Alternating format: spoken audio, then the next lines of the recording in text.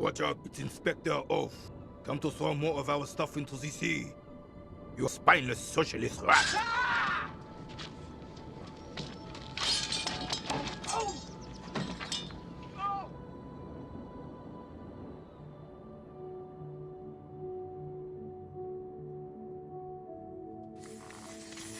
Guard, my dear viewers.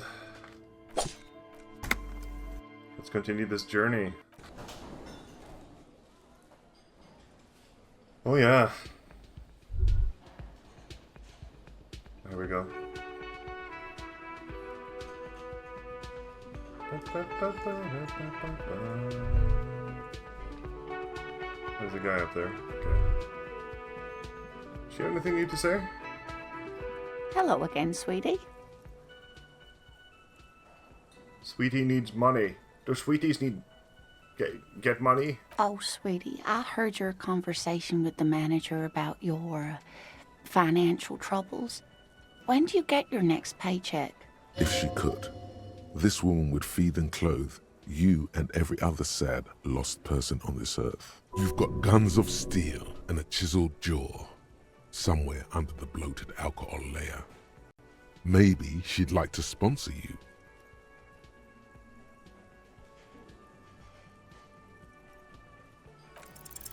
Your deportment remains dignified as you shed a single manly tear. God. It isn't easy for me to ask this of anyone. But I'm at the end of my rope. Any money you have could help me. Sweetie, I only have a few cents on me, but I could give you this to pawn. Just to tide you over. Oh God. Just stealing from old ladies, that's what I've become. Wonderful. He has a pin. The pin is round and slightly tarnished. 3 sailboats in bas-relief with the sun hovering over the water behind them. A chipped green banner at the bottom reads, San Baptiste, Summer 31, Dinghy Races. I wonder if this will put me in a good light with Rejoice, considering she is a, sloop racer. Maybe she'll like the pin.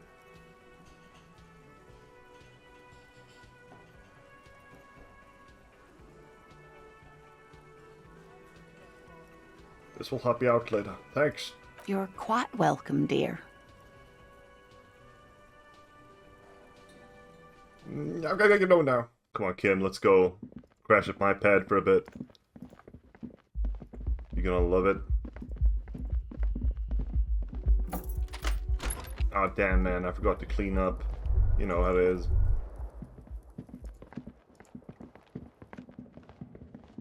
Let me try and get rid of this expression. A mirror hangs on the bathroom wall. In it, your face, adorned with the expression. Oh, hold on.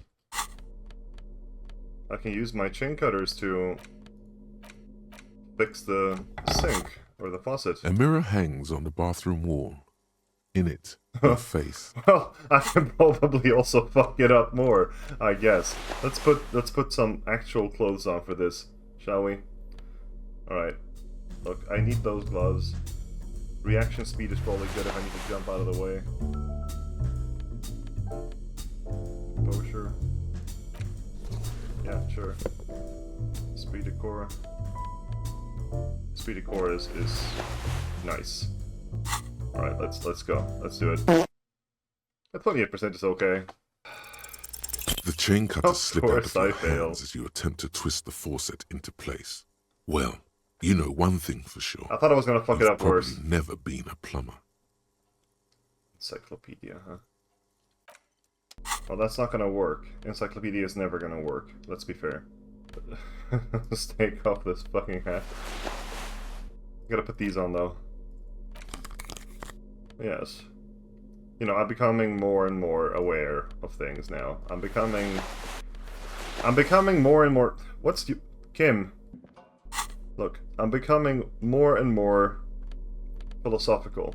I feel like this character is since he embraced communism, you know, he needs to get more of an intellectual side to him. So these glasses are perfect.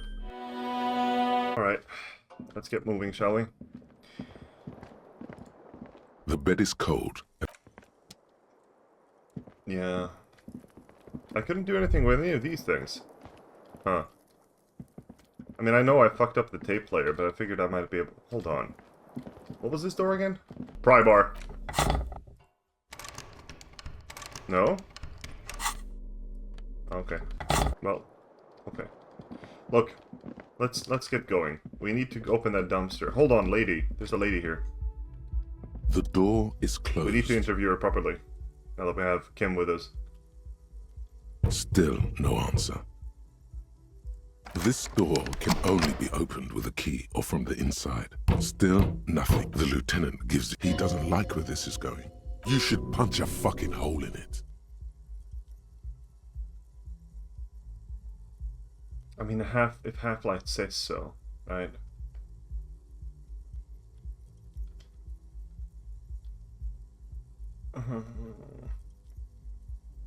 I'll suppress the urge. murmur in your ears recedes slowly. Your breathing normalizes. That's one lucky door. I kind of want to, but I also don't want to. I think it's a bit of a crazy thing to do, and I don't do crazy, as we all know. Should I go check this place out first, maybe, before I go to the dumpster? So, an electric juicer comes from the kitchen. Someone's working. All right, let's find out who's working. Dishes are drying. They're smelling. They smell of chemicals and pine trees. An aroma of spices, alcohol, and tomato hangs in the air. Tomato. A thin man is smoking below an exhaust hood, occasionally sipping from his mug. This must be the Whirling's cook. Gorasi Kubek? Is this man... I will sell off my spleen if this man is not the most Balkan man.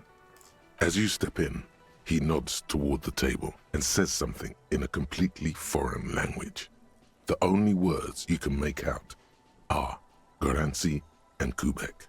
That's why his name is that, okay. Is it Balkanese? It must be his name. Goranci. Goranci Kubek. Sounds representative. Ah, yes. Good logic.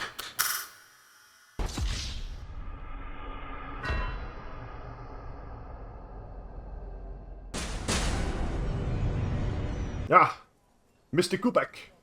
I'm here on official police business. The man puts his cup down and replies something, his left hand drawing arcs in the air. You got some impressive pots there. He smiles and bangs his ladle against each of his pots in turn. Yeah, I don't think I need anything else. Stay masculine. Yeah, stay masculine. You see a heavy steel door with a prominent dimple lock. It's painted blue. Let's paint it black. You immediately feel drawn to the color. Blue is for mystery. Is it? Alright. Gotta touch it. The cobalt blue surface feels rough to touch. The stainless steel door is flush with its frame on every side. I wonder where this door leads. You do? It's a door in the back of the kitchen. Why do you care where it leads? I'm drawn to its cobalt blue. It is quite pretty. I suppose we could look into it as a side investigation. Yes, I'm turning him crazy. He's joining in. The door and the main investigation will merge into a stereo investigation. If you say so. Gart is the person to ask about this. I'm gonna try to push Okay, on it. The door does not budge. Oh, fine. I'll ask guard then. Maybe. No, I'll ask guard right now, actually. I'm gonna walk up to him with my glasses and demand a key. Can I help you? God, I saw another thing at the Whirling. Another thing. Great. I love those. There's a mysterious blue steel door in the back of the kitchen. Oh, yes, that door, sure. There's nothing mysterious about it. It's just a door. It's just a door, huh? Well, do you know what's behind it? Do you have... No, I don't have a key. I don't know how to get there. And I don't care either. It's not like I've been wondering about it for 10 years. I like Gart. It's just a frit warehouse, probably. Or some boring storage space with a bunch of old junk and dust. Junk and dust. How could you not know what's behind the door in your kitchen? Like, if it's been there and you've known it for 10 years, no one knows what's behind that door? No one's asked? It is a mysterious door. It is becoming a mysterious steel door. It is a stereo investigation, officially.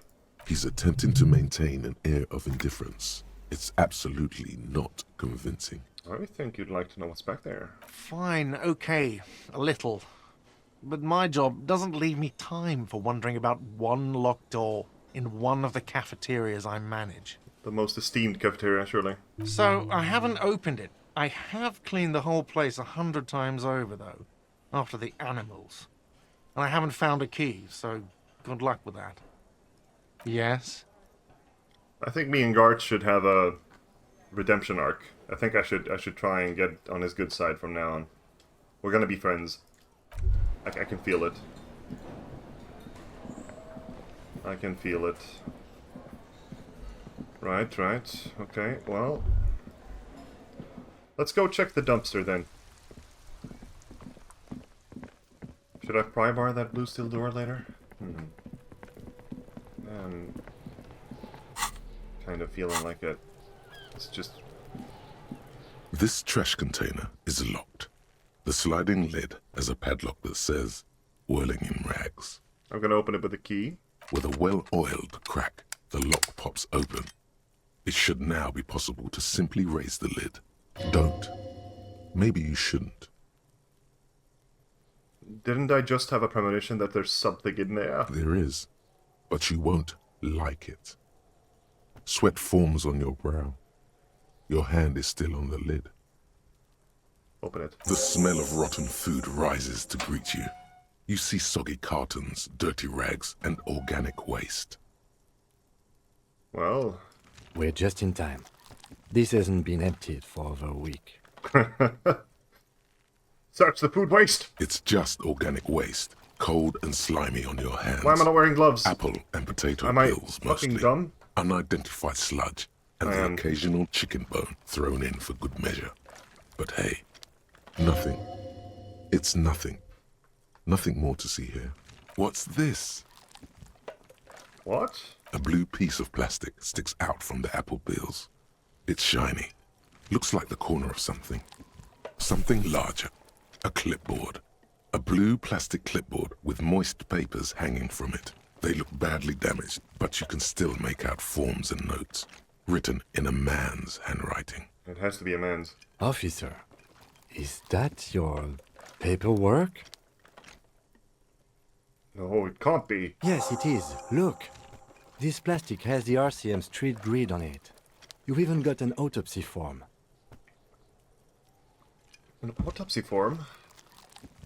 If you don't mind my asking, how could you have let your paperwork end up in the trash? It must have been cramping my style.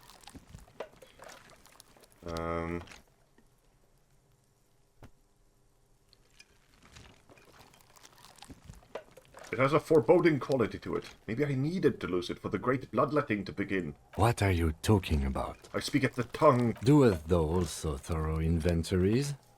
You should take stock of your notes. Make sure it's all there. Official notes contain informants' names. If some of it has fallen into the hands of the RCM's adversaries, bloodletting may well ensue. Now? But now you're referring to them as enemies. You called me out on doing that before. Now you're calling them adversaries. Sure, it's a more diplomatic word, but it's the same thing. I don't know, man. Sounds like an order. I don't take those. I do from Kim, actually, so... Alright, I'll do that. It would also not hurt to start taking notes on the case. Now, tell me what your eagle eyes see. Or are we finished? Some items, such as the ledger you found, are interactable. Go to your inventory and select the Interact tab to read your paperwork. Now lift the carton. You see milk An egg rest with one broken egg in it. Some pasta wrapper. Picking up the soggy packages somehow feels familiar. A box falls into pieces in your hands.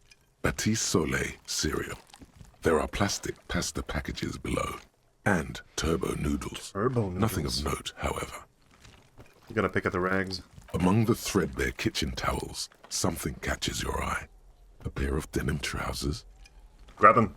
As the legs of the slime-covered jeans begin to unspool from the garbage, a rank corpse smell fills the air. The victim's clothes? Cadaverine odor is faint. If these belong to the deceased, they were removed when he was still in the early stages of decay. Drop them in here, officer.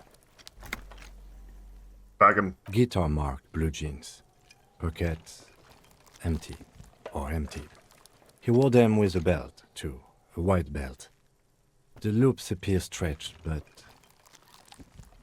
the belt is missing. That's it. Do you see anything else in there? I have another bag here.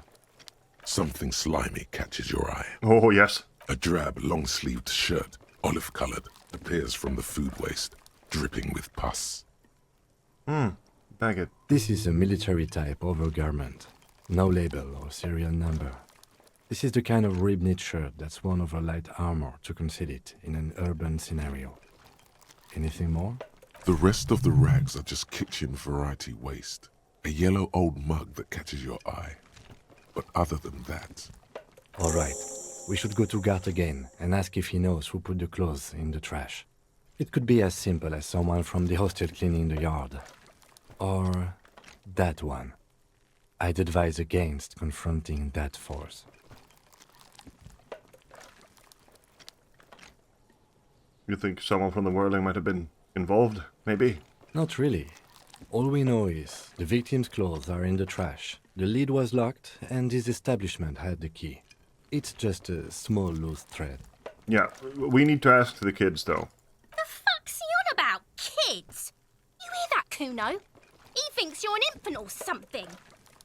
See? Kuno's not a gardener. Kuno's not an infant. The lieutenant nods, then looks back into the trash container. The mug. You pick out a broken mug with an oddly racist depiction of the yellow man frolicking in saffron. An antique? Only in its social sensibility. I'm taking it. Close. The container sounds a muffled gong. That's one thing off the list. I think we got it all. Yeah. That was a good little investigation right there. Did you see that, Kim? I did well. Kuno! Fuck does Kuno care? I want to discuss the body with you again, Kuno. The fuck about it? Where's the rest of his armor? Kuno doesn't give a shit about the armor. How come? Kuno's fuck gimp's got one big thing wrong with him. He's a fucking mutant. A mutant? Look at him. Fucking growth hormone shit. He's a giant. The armor's too big for any man. Kuno doesn't give a shit about that freak armor. Kuno threw that shit away. Oh, come on. He's just pretending that he doesn't care because he's too small for the armor. What do you mean you threw it away? Kuno tried to get the helmet on. It was too big. What? You're a boy. Kuno kicked that shit in the sea, rugby style. That shit means nothing to Kuno. Rugby? Rugby style? You threw it in the sea? Yeah, that shit means nothing to Kuno. Kuno doesn't give a shit about material shit. Kuno's a fucking monk. You wanna fuck on someone about that armor? Go fuck the mustached union fuck. The jolly troubadour shit at the gate. What do you mean, troubadour? Yeah, cock in boot. You know that jolly union cow fucker? Came around talking about cows or some shit. Came around pretending like he cares about cows. Okay, hold on. It's pretty warm in here. Kuno's getting my blood boiling.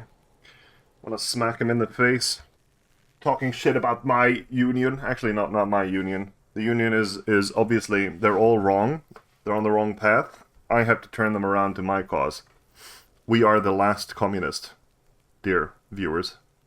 So yeah, he's the one you want to talk to. He's fucking crazy about that armor shit. Coming here pretending like he likes cows. Trying to catch a peep at Kuno's armor? Go to the gate. Ask him yourself. Yes, this troubadour has it. You can feel it. There are contusions all over his body. Did you do that? Fuck are you talking about? What is this contusion shit? He grabs his head like it's suddenly hurting. He says you're stupid, Kuno. They want to make you stupid again. Again? He was stupid before and now he's not? Is that what you're saying? A contusion is a bruise. I'm talking about the marks your stones left on the corpse. Oh, did Kuno make your shit sniffing harder? Obstruction of shit sniffing? This is Kuno's kingdom. Kuno fucking rules here. You hear the lieutenant hum. He's thinking the kid has amassed quite the vocabulary of law enforcement terms, but he's not going to stick his nose into this. Gonna proceed. Good. That's what the lieutenant from Precinct 57 would have done as well. You're testing Kuno's patience here.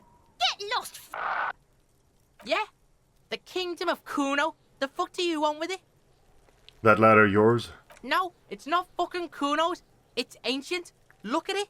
He thinks you're fucking fool, Kuno. He says you climb the ladder up to your magic treehouse. Get the fuck out of here, pig. Kuno doesn't have a magic treehouse. What's in the greenhouse over there? Dunno. Kipta's gardener used to work there. You mean the young woman by whirling in rags? That gardener? Look, Kuno doesn't explain shit. Kuno just says shit. That's an easy way of living. Well, the dead man's clothes were in the trash container. How did they get there? Yeah, Kuno doesn't know shit about that. That shit is beneath Kuno.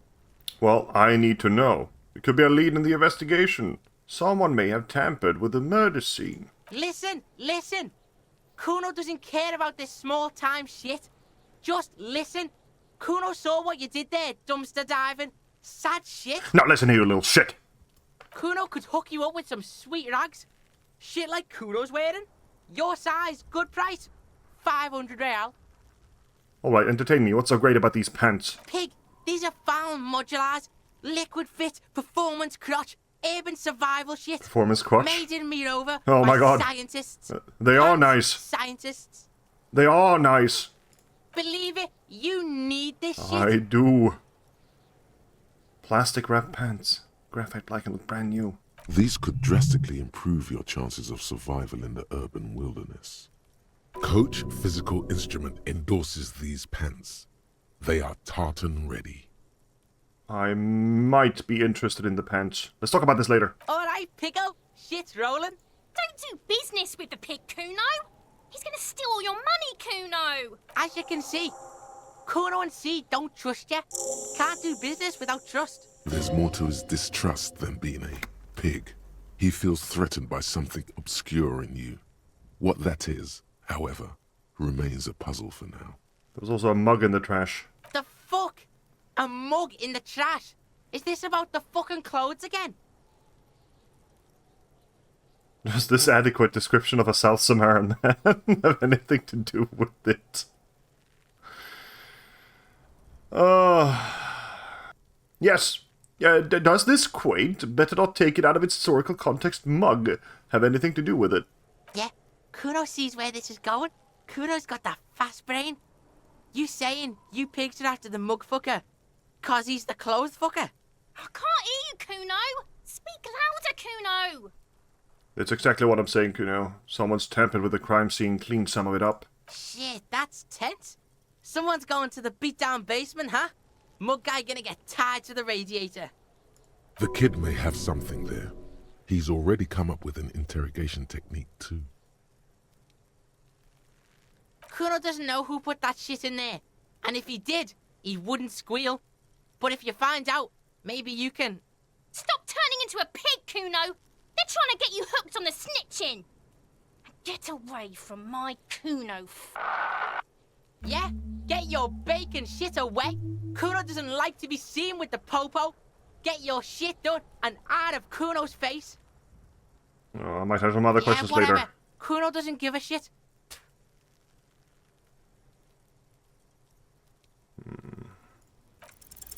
What's going on is an ungovernable youth on your crime scene, throwing around incendiary language, trying to push your buttons. Wanna help the RCM bust a murderer, Kuno? Fuck no! What are you? Fucking mentally handicapped? Kuno, they've almost made you a snitch now. Ease off, see? Kuno always takes the bullet over the hammer. That is a big boy. Kuno doesn't fucking care. Awesome. I want to look at the corpse again.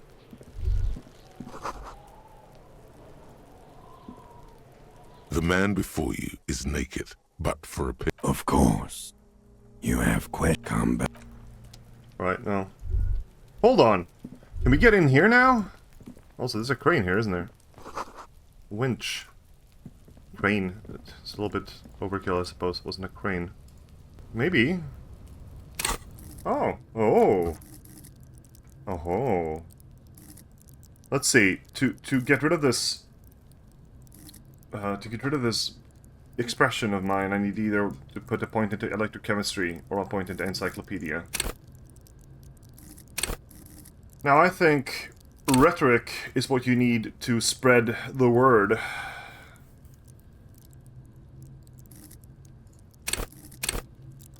Of communism. But do we actually need that, you think? Can't we just use Half-Light for that? I feel like Half-Light, Comrade Half-Light is the way to go. Yeah, let's just go. Let's try the pry bar here. An inconspicuous... No, it doesn't work. Okay. Well. We have tried. You found a bunch of shit in the dumpster? Hold on. What the fuck did I find?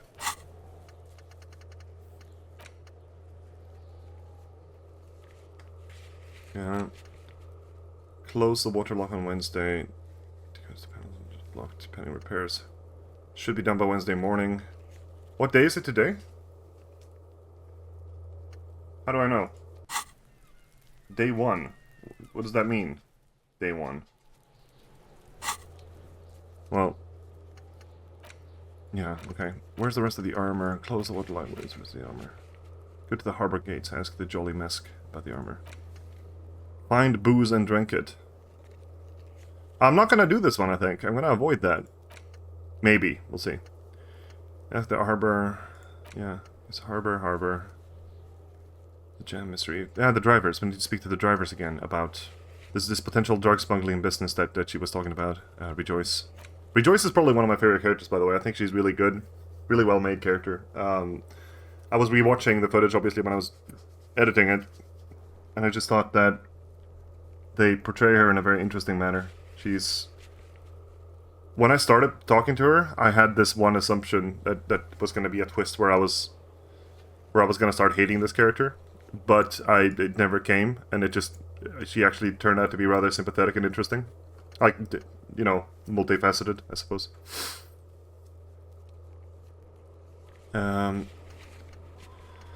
After 22 I can talk to Kim and get a debrief, okay.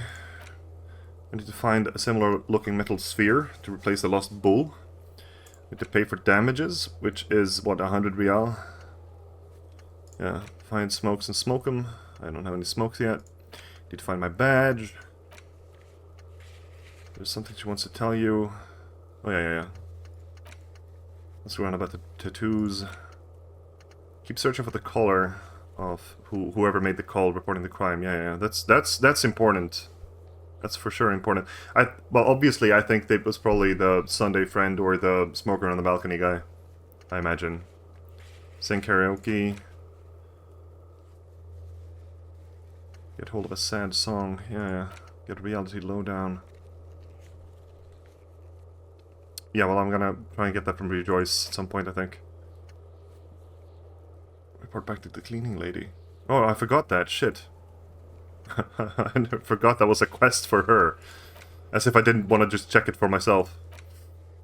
Locate door number 28 in the apartment building. Track down my gun. Hey, some woman had my gun, right? Yeah? Yeah. I pawned it and then some woman bought it. Called herself a pig, which makes me think it's Kuno S. Or maybe Cindy, the skull. There's strange doors in the worlding. Find a way into the secret passage. Yeah. Read your ledger and name the case. Who put the clothes in the trash? Ask guard about that. And name the case. Oh, I can give it a name. That's fun. Buy fountain pens, yeah. That's like, what, 500 real he wanted? Insane. Insanity. That's insanity. But I don't know what to name the case. Interact button in inventory.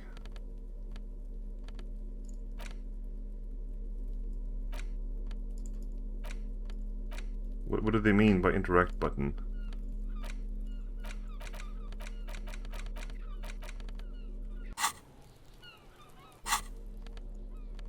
What do they mean though? Oh, I'm fucking blind. It's just a racist mug. Oh, and then What's I picked the there to fucking mug read instead of the here? ledger. Not much. Look at all that content. Oh boy, here we go. What are you going to say about a broken, tossed-away mug that you dug out of the garbage? This mug is an example of prejudice. The party, well, the future party, myself, I am the only member of it right now. Maybe Kim as well, in a moment. But the future party of the true communism, the orthodox communism, you know, it has no need for this kind of examples. But it was in the trash. Why not just call it out when you see it? Or do some volunteering work. Just finish your case, detective. Who says that to me? It's the ledger you found in the trash. A pitiful cabbage of white and yellow papers hanging from plastic board, barely held together by a metal clip. This sad display is made complete by the faint smell of urinal cleaner. Ah. Guess I tried to stuff it into the toilet first. Right. Anything else? There's a piece of toilet paper. Or is it cleaning tissue? No, it's toilet paper. Desperately sticking to the back of the blue plastic clipboard. Awesome. It's a metaphor for you. Who is saying this? The damaged ledger? That's a character? Like, what part of my brain is saying this? Below the pathetics, terror. Do not look into its blue heart. Yes. Well, I'll smell it. The acidic stench of rotting food is rubbed off on the cellulose. It now forms the base of the experience. Experience. This base surrounded by a faint air of spoiled meat, the stuff of death itself, and then sprinkled liberally with the citrus zest of toilet cleaner. Look at the clipboard. It's made of dark blue plastic, hard enough to beat someone to submission with. The edges are rounded, however. The U4 size board feels thick and heavy in your hand. Light shimmers on its wet surface. On the back, you see the embossed letters, RCM. Take it. Something rattles inside, ever so lightly. Is there a hidden compartment? For sure there's not. It's just gonna be some shit. The plastic shimmers like lapis lazuli, but it is not see-through. You cannot see to its center. What did you say the color was? Blue. The blue heart. Don't look into it. How would I open it? With your hands. U4-sized pages hang from the clip, screwed to the top of the board. Let's get those gloves on and... let's get serious. It's the ledger you... Oh, and the cool piece of toilet paper is stuck to the back. A cool piece of toilet paper, that's me. That's a metaphor for me. Is not what you end up doing. Oh. You squeeze the plastic to slide it open, but nothing happens. Then you bend it some. Then crack it. The goddamn thing is stuck. A hot flash of rage comes over you. For a moment there, before it recedes, you feel as though you might just squeeze a tear of anger out of your duct. Makes you wonder, why? It's unjust, that's why. You can't even get to that thing anymore. The ledger quivers in your hand. As it shakes, the pages rustle. This pathetic mess suddenly afraid of you for some reason. Gonna browse the yellow papers. In the back, you see thin, translucent copy paper. Some neon yellow, some bright red, all covered in boxes, like marching armies. These look like official forms, waiting to be filled out. Then rip them from the binder and hand them out, according to type of form.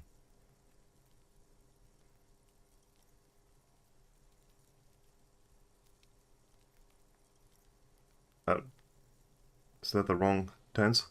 What types of forms are there? 3. The topmost are misconduct fines, the middle ones are station calls, and the bottommost are field autopsy forms. Each is easy enough to make sense of. Misconduct fine. A monetary penalization ranging from 20 to 250 real. Severe cases allow for 1,000 real, but that requires special paperwork. The details of issuing these fines are spread out over the rest of the fields. Maybe I can use this information to actually act like a proper cop in the future. Station call. These are quite sinister in turn. They give a date and time for the person to appear at the specified precinct police station. Below the call are the criminal charges you risk by not appearing. And field autopsy. A dozen pages of thin copy paper, bright red in color. You see the parameters of a deceased human form waiting to be filled in. Age, sex, condition of internal organs, color of the irises, predation marks, condition of sexual organs. Enough. Yes, all that remains now is to fill those forms and hand them to people.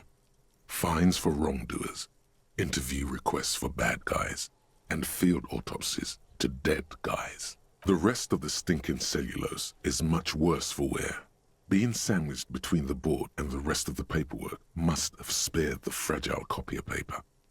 Browse the white papers. They're not exactly white. They're yellowed in patches by sunlight and alcohol, and covered in dense blue handwriting. Ink escapes into watercolor patterns, reaching its tendrils across entire pages. The paper itself is checkered with faint red lines, forming short paragraphs. Alcohol. Once in a while, there's a red stamp that exclaims, "Case files, commit to paper." The case files themselves are plenty. You count more than 100 sodden, crumpled up, earmarked pages falling apart in your hands. They appear to be sufficiently organized and extremely dense, if mostly illegible. Oh, what's in there? What they're about? What are they about? Work, strife, poverty, the Jamrock Quarter. These are handwritten logs of investigations dating back to January 51, this year. The exact number is hard to estimate due to missing pages and an odd naming convention. But there are at least 20, maybe 30 cases undertaken, not completed, mind you. It's the middle of March. You have attempted 2 cases a week on average. Oh my god, that's so much. Is 2 cases a week a good caseload, Lieutenant? It's probably a terrible caseload for your mental health.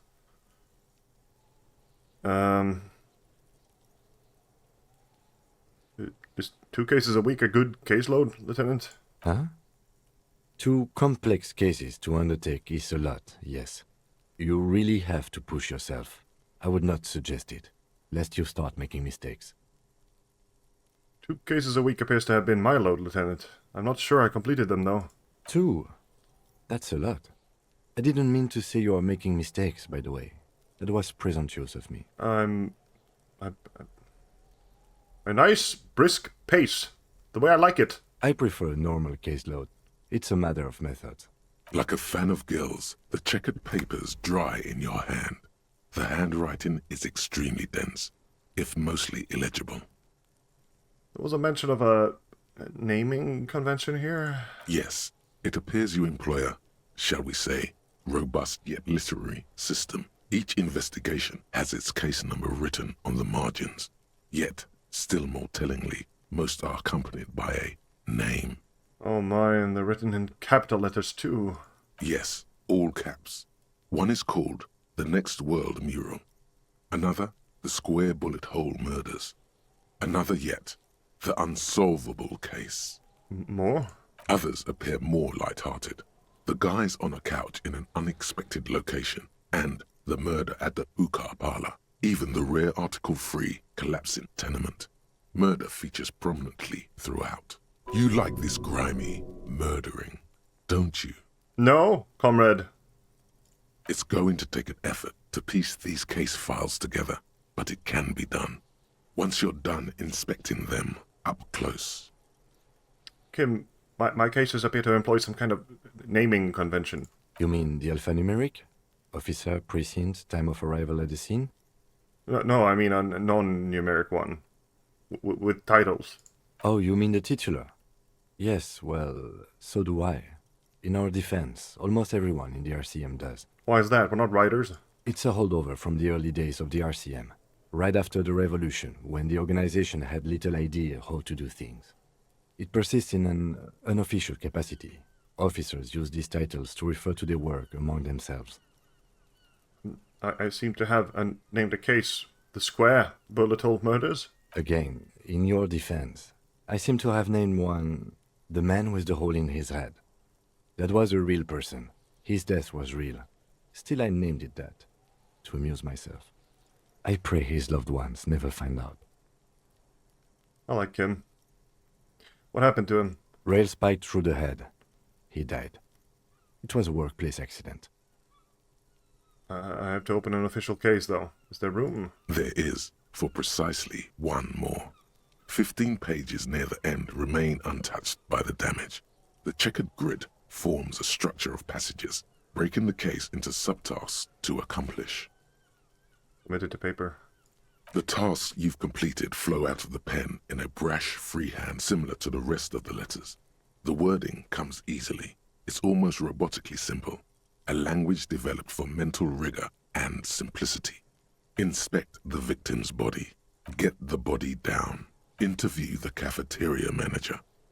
I'll cross them out. A satisfying slash sounds across the paper. You're done, it seems to say. And you, and you. And a fuck you to you too. That last one cuts a slash right through the paper. Things to be done and things already done. The composition of reality. This is an extremely useful tool for a detective of the citizens' militia. Now all that remains is to name the case. Lieutenant, have you by any chance named our case? No, actually. Any ideas? The Furies are at home in the mirror. Both of these two? Maybe that one too? But both of these two are definitely more focused on myself, whereas this is the case, I guess. So,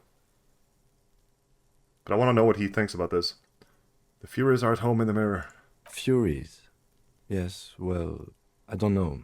I have to be honest, I'm not experiencing the internal strife that it refers to. And also, could you make it less poetic somehow? Just a normal case name, you know? Think, what would that be? A good normal name. The Hanged Man. Great. That's great. That's actually I what like I the was Furies, thinking though. too. The Hanged Man. Good, strong name. We have a very good name for the case now. I'm going to start calling it the Hanged Man. It's good we sorted this out. Okay. He likes to categorize things. I'm not expecting these... You don't exactly close them, so much as distance yourself from the smelly papers. They're a little further from your nose now. Can I read the case files now? Yes, you can piece them together using the alphanumeric code on the margin. It always begins with HDB 41, then date of initialization and time of arrival on the scene, followed by the title. For example, HDB 41120111700, the Next World Mural. Oh, wait. HDB, weren't those officer and precinct? Why, yes, your precinct number is 41. And HDB? Every last alphanumeric in the files begins with it.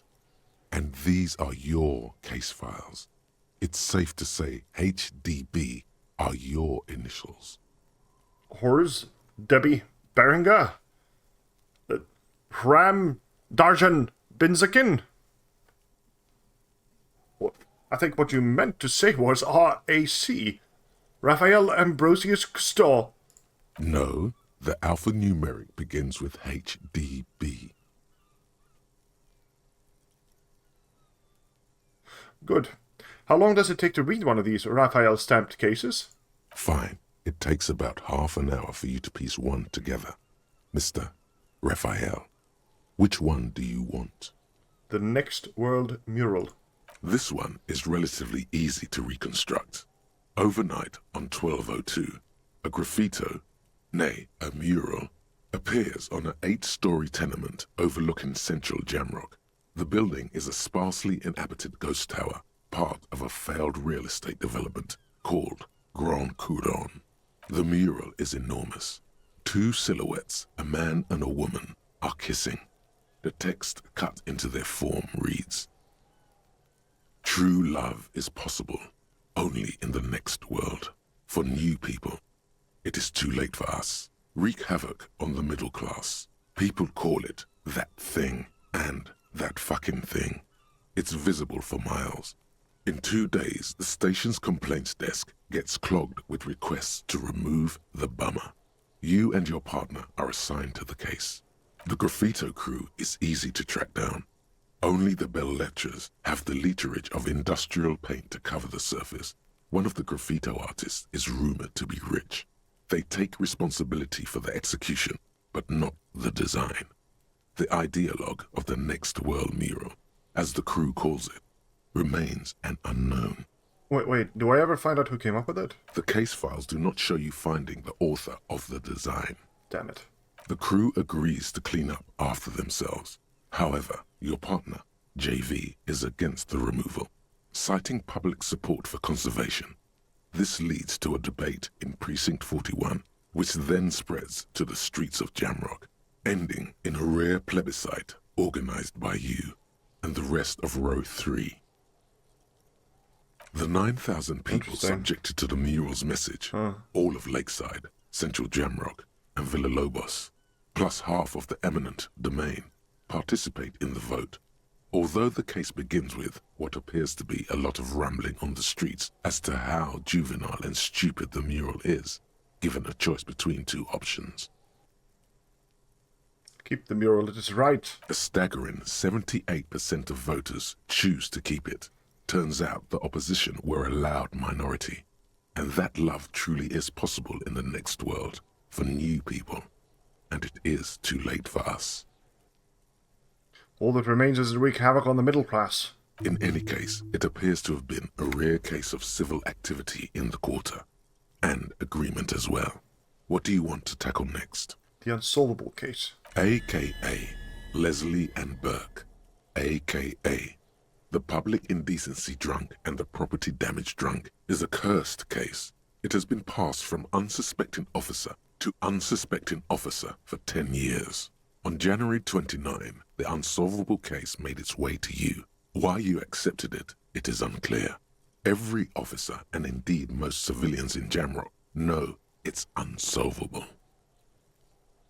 You were so drunk you didn't remember what it was when you signed on. That, or you were high. Leslie will always take his pants off when he's drunk. Burke will always trash everything. It's just what they do. It is their nature. You cannot change the nature of a man, and you can't lock them away because public indecency and small-scale property damage are not punishable by incarceration. The only way for Leslie to stop flashing his genitals to bypassers and for Burke to stop dismantling signage and rear-view mirrors would be for them to stop drinking alcohol, which, in their 40s or 50s, it's hard to tell because of their distorted features, is a medical improbability on par with you ceasing to produce the expression. Well...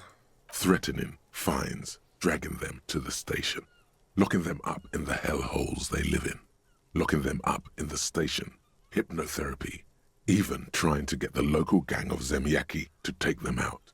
The Zemyaki gave them ethanol so Burke and Leslie would expose and rampage even harder. You tried it all, and still the complaints wouldn't stop, as they hadn't stopped for 10 years. It's plain to see from the files that you, Satellite Officer JV, and Special Consultant TH had more important cases to attend to. You uncover cross-reference to several ongoing investigations, each brought to a standstill every time you drive down Main Street. Because there they are, on the corner of perdition. And what is Leslie doing? Hold on. Leslie and Burke. Leslie was the public indecency guy. Good. You're learning. If the files are to be trusted, that's all there is to it. That and Burke breaking things, and the fact that they're both drunk. But then again, so are you. The case becomes considerably less comic one day when Burke takes a swing at your ledger. He must have it confused with the property he likes to damage. But the joke's on him. You're drunk out of your mind on potent Pilsner. You slam the hardened plastic board in his face. Then you proceed to beat him unconscious with it. Oh, wow. In the process, the ledger sustains damage. The compartment within, reserved for permeable documents, is jammed shut. You stop your assault on the now unconscious Burke That's to how open that it, happened. but are unable to do so. The officer began to cry, reports Leslie, who, at this point, is tending to Burke. Kill them. They broke it. He came at us, and at us. I think he was trying to kill Burko. While trying to kill Burko, you slowly come around. The permeables compartment is open. You've smashed it open on poor Burko's kneecaps. The good news is, Burke can't walk anymore. Can't get out of his apartment, an invalid. With Burke to tend to, Leslie cuts back on the indecent exposure. Maybe he flashes his genitals to Burke. Who knows? But both drunks are off the street. The complaints stop. The unsolvable case is solved. Jesus. Which is also why the officer responsible narrowly escapes a disciplinary hearing. The end. Yeah. Wow. I don't want to be... I do want to be communist, actually. What am I saying? Know your enemy, I guess. Does that sound like a Raphael something Costo to you, sir? One last time, yes. Fine then. You've earned it. Thank you. The square bullet hole murders. It would be very interesting to read about these, wouldn't it? I mean, there seems to be a square-shaped entry wound in the victim's forehead. She's been sitting there for weeks, on her rocking chair, with a square hole in her skull, staring at the wall, her mouth agape. But? That's all you got. From the half hour you spent piecing it together, all you know is the entry wound was square-shaped. You never found the bullet. And then another body showed up, also with a square hole in his forehead. Sequence killer? Who knows? Those pages are missing. What next? Don't worry. One day. The couch in an unexpected location. Some assholes brought their couch outside and hung out on it. In the middle of the street, on the roof, on the hillside by the motorway. You know, at an unexpected location. They were young, and they thought they looked cool on it. Oh my god, I have a story about this. Oh Jesus. Okay, so when I was a kid, in elementary school, I think I was 14 maybe, me and my buddies, we one day, I don't know what we were thinking, we stormed into the teacher's office, stole a couch, and ran out into the schoolyard, and just put it down there. And then people from around the school would use it. Like, they would just hang out on it for a bit until they realized where it came from, I suppose, and they came to retrieve it. Before rain got to it, or whatever else, I suppose.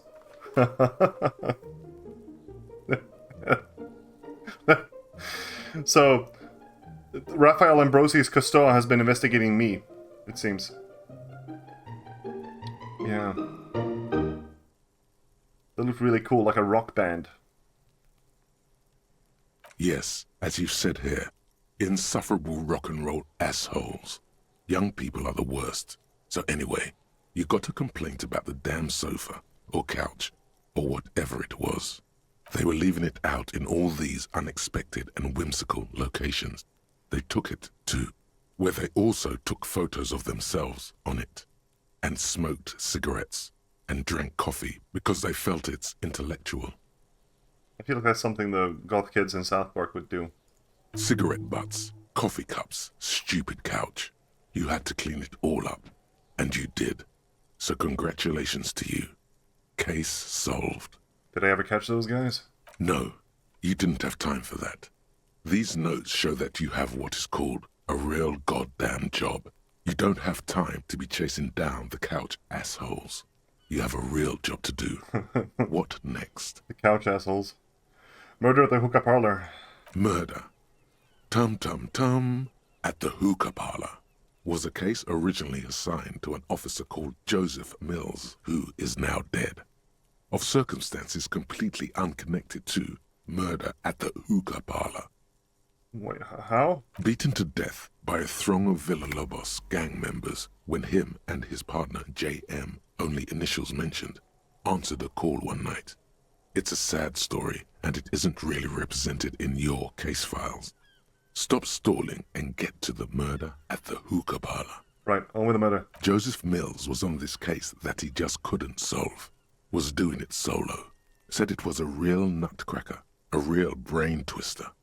Was on it for, like, a month. The captain got impatient. Shit or get off the pot, Mills. Mills didn't get off the pot.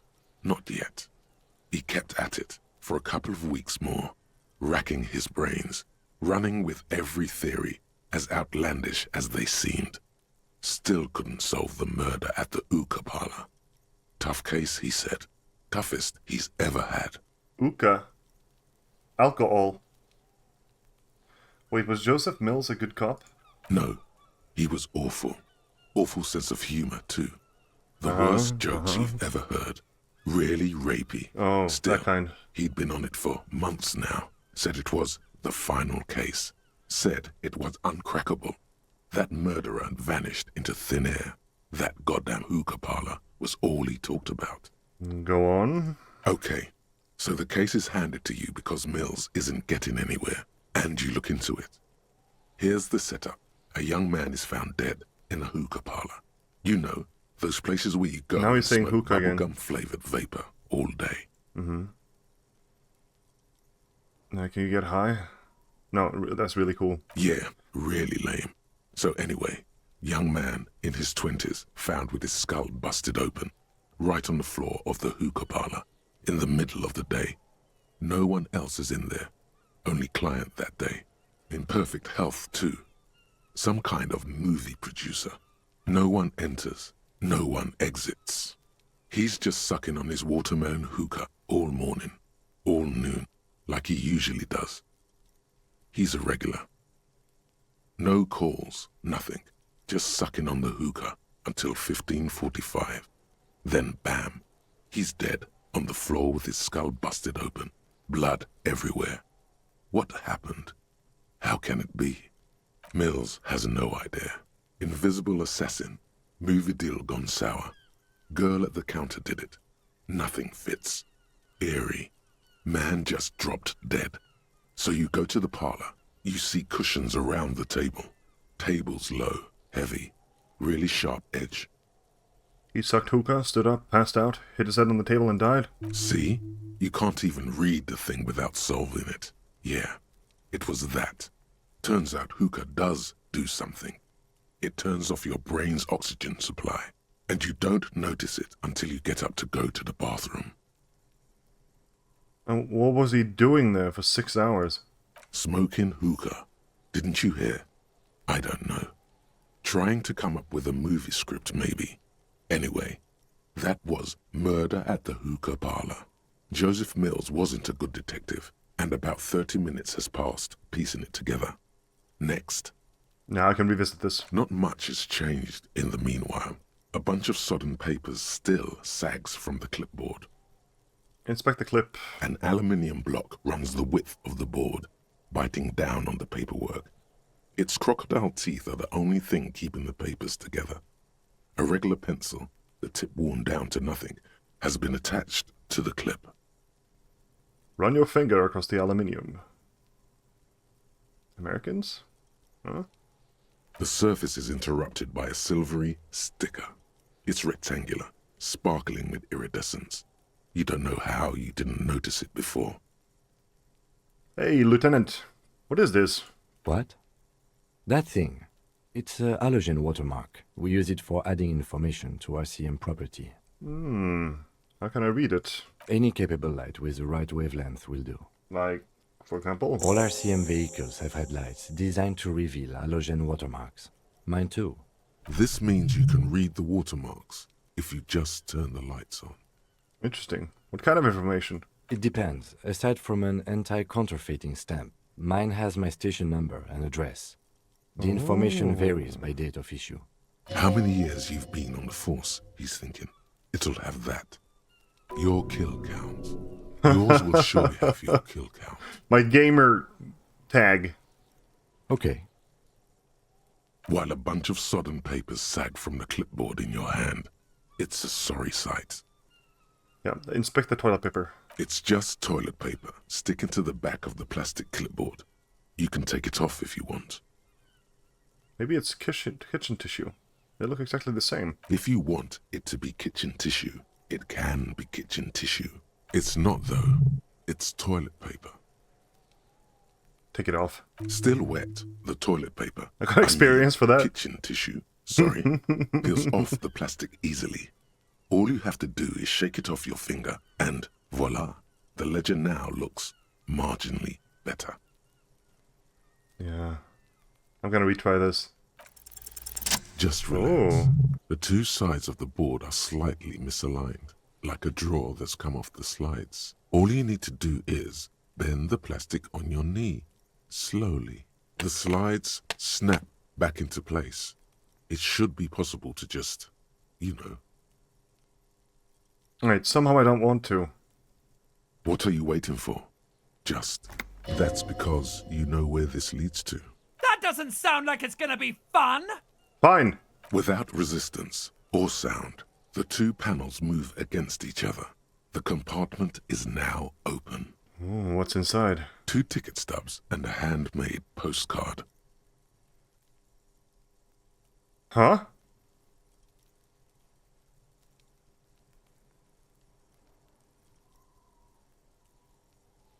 Fucking kill yourself, you asshole.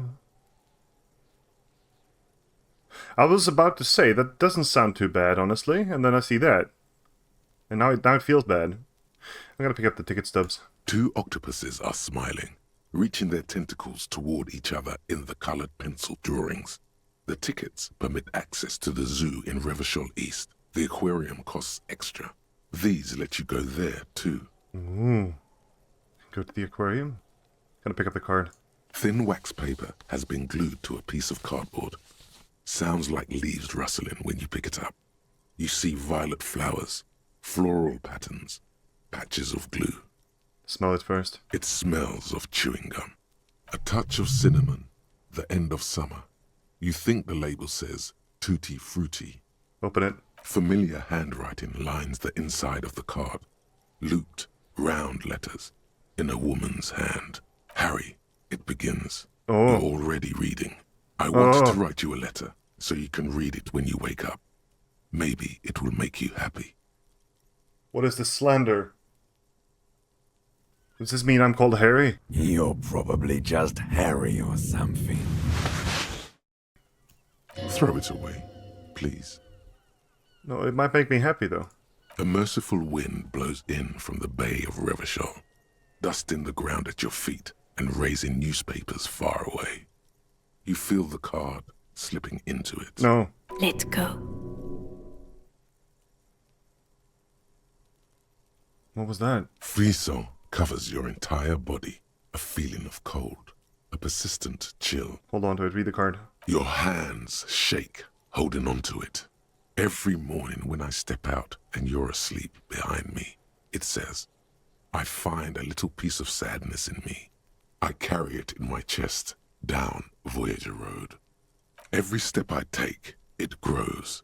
By the time I reach the fuel station, it has filled me entirely. I step onto the light rail and look back.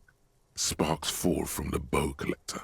I know it will be like this until late afternoon. when I get off the 42 and walk back to you. Keep reading. You. Every step I take will get lighter. It almost makes me run. Sometimes I do.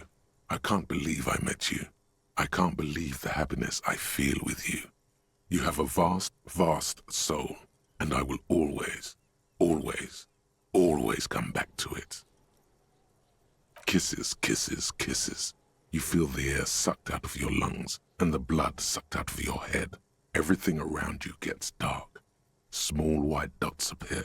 You feel the ledger slip from your hand. No. Hold on. Hold on. To what? There's nothing. Detective, is everything all right?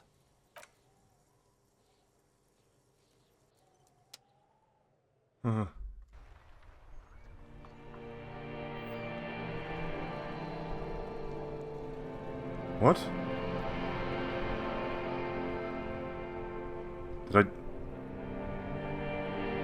Did I die?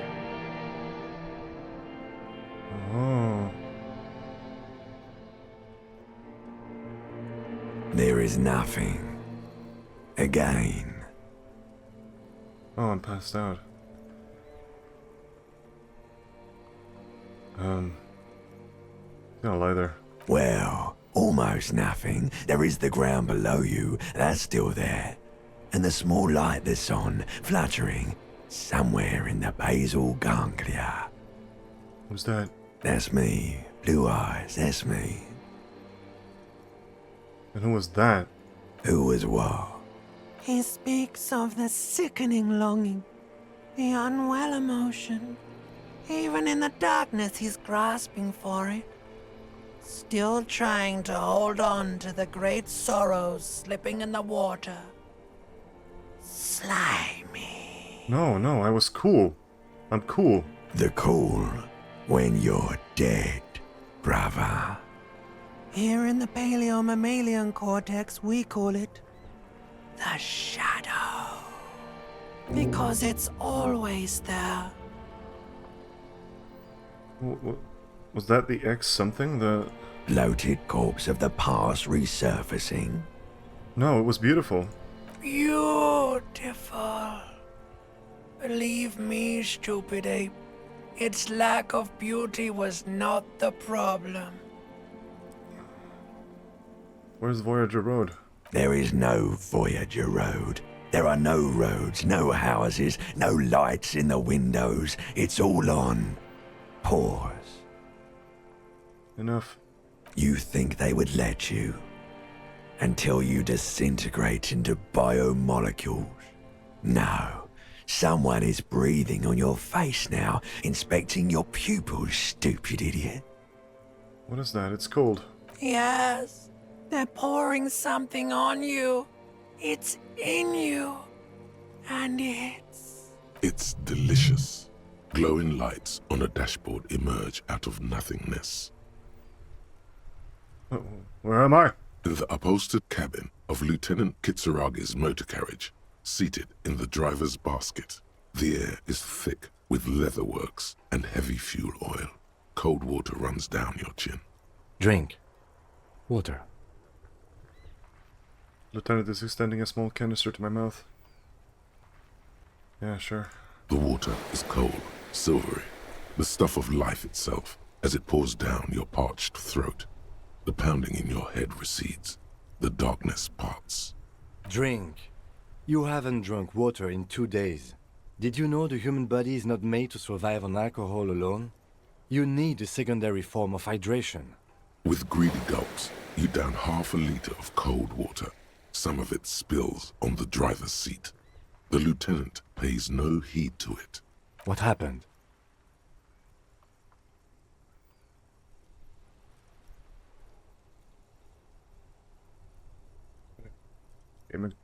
I should ask you the same. You were reading your paperwork. Then you passed out. I carried you to my kinema to take you to a hospital. Then you came to. How long was I out? 10 minutes, maybe.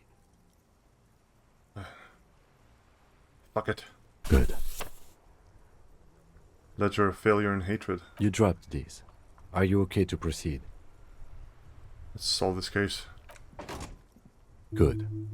The Ledger of Failure and Hatred is a special item that can be used... Shut up. Jesus.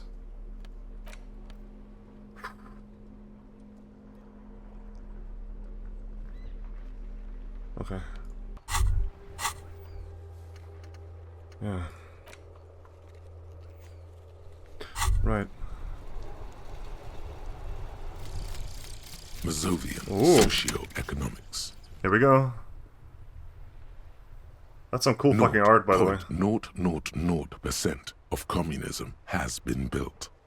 Evil, child-murdering billionaires still rule the world with a shit-eating grin. All he has managed to do is make himself sad. He is starting to suspect Krasmezov fucked him over, personally, with his socio-economic theory. It has, however, made him into a very smart boy with something like a university degree in truth. Instead of building communism, he now builds a precise model of this grotesque, duplicitous world. Is that what this piece is meant to represent? It's very cool, actually. Very cool. This figure is particularly interesting. All the glasses, all the spectacles, and the big hammer. I don't know what's going on here. Either those are tubes injecting liquid into the eyes directly, or...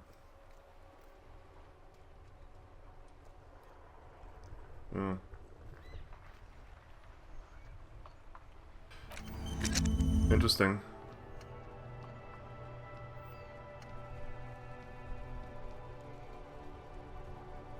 Okay, so I do get -1 visual calculus, -1 authority, but I get +4 XP from left-wing dialogue options. Now. Detective Raphael Ambrosius Cousteau. When you say it, it feels like you're taking a bite of lemon meringue while sitting on the terrace of a seaside cafe. On a cool summer day. In Sur la Clef. It's everything you're not. You haven't created many things during your stay in Martinez, but you've created this. A fancy, sophisticated name that makes you sound intelligent. And that no one seems to acknowledge. Don't you feel like you deserve a reward for coming up with something so special? And what would that reward be? Yes, let's internalize this. Detective Cousteau. My current bonuses from my thoughts are not particularly...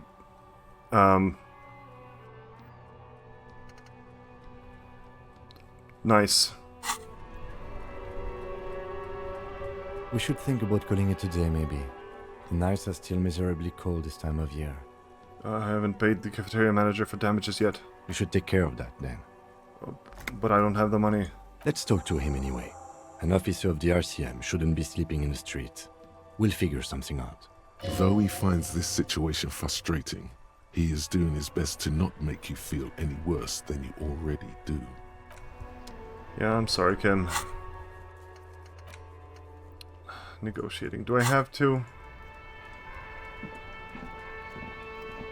This lorry driver is gone. Everyone's gone. I feel like now is the time. Now's the time that we break into the bookstore and check out those... that yellow curtain in the back. Oh. Well, I did say break into, didn't I? Pry bar! No. Okay. Well, it's not happening, I guess. Well, Kim... let's, I can sleep on that bench, I guess. Worst case scenario. Is the Freed still open, or is it closed now? Damn, that felt good. Your heart's pounding nicely. You should tell people to fuck off more often. Oh yeah, I told him to fuck off, didn't I? No, you shouldn't. You're an officer of the law. Kim, I think I should tell people to fuck off more often. It felt really good. Not as a general rule, but that one was justified. Better to get the lay of the land before telling people to fuck off. Fuck yeah, motherfuckers. That's the spirit. Never forget, the whole world's a wooden house, and you're a goddamn flamethrower.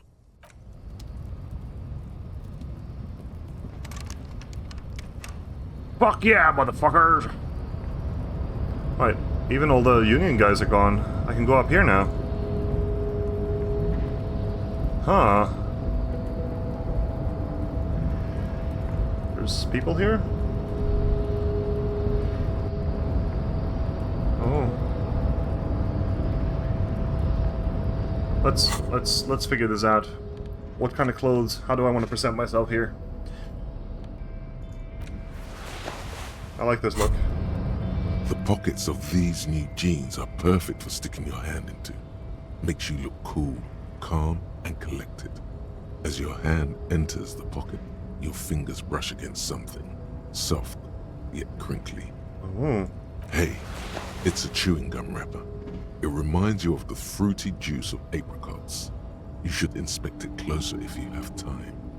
Something about the wrapper's texture is familiar. Yeah, that was a thing in the ledger too. Not familiar in a good way, you might say. There's pain in there somewhere. Still want to check it. There it is again. The scent of apricots with a touch of cinnamon. Smells like the end of some distant summer. The surface of another planet, or some ancient temple. It's like you're... Okay, so this game, this character, I suppose, Raphael, Harry, whatever his name is, I feel like you're basically just flotsam, floating down a shitty river, and like on this last little journey towards the boundless ocean of death, looking back on a not just a life of mistakes, but rather you're already. I suppose I feel like you're already dead, and all you're doing right now is looking back and longing for life, a life that you've left behind. I'm talking about actual life. Like, there's no life left in this character almost. He's just a walking corpse. Take a deep, deep breath. Bitter, citrus, sweet. It seems to grow stronger, like a glow, with every breath you I'm like take. a wraith. I'm like a ghoul that's jealous of people's life. Until a blossom of skin and flower petals erupts behind your closed eyes. Made of toffee, cream, and distance. You just had to take a dive. Your heart working overtime, trying to keep up with the panicked synapses firing all over your brain, moving liters of blood through you, panicking. Feels so familiar. I'm gonna put it away for now. Alright.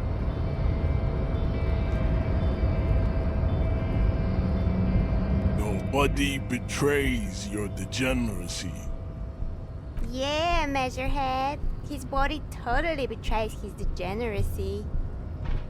Okay. Your body does not betray your degeneracy. That's a lie. You're in great shape.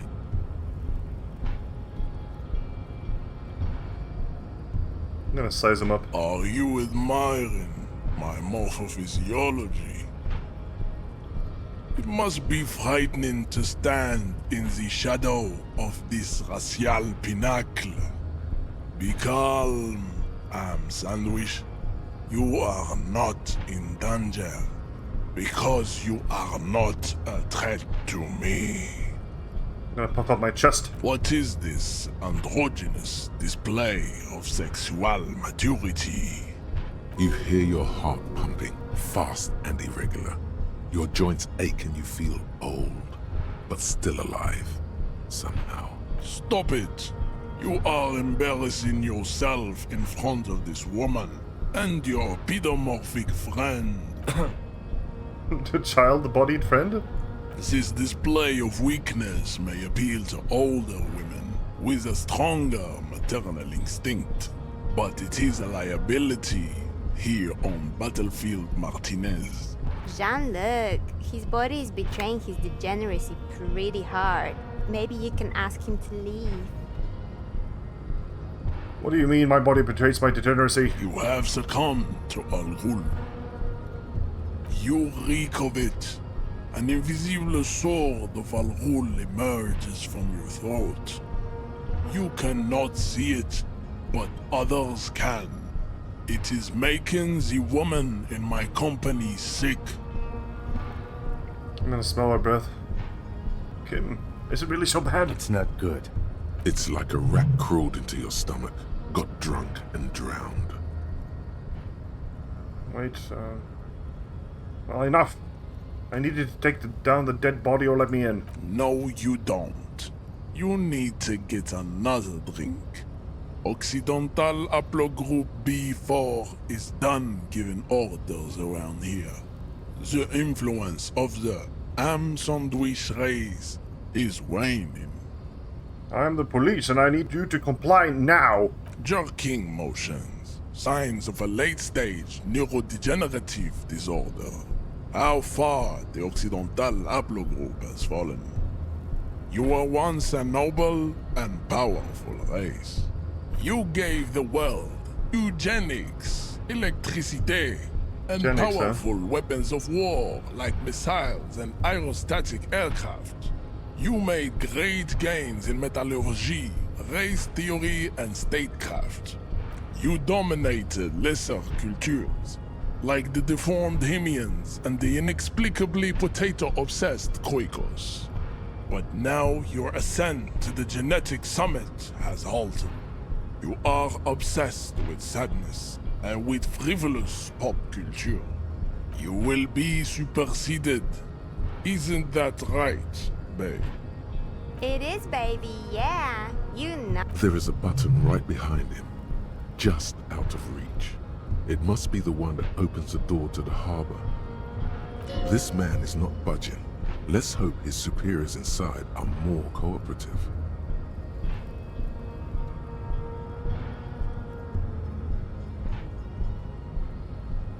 You're right about all this.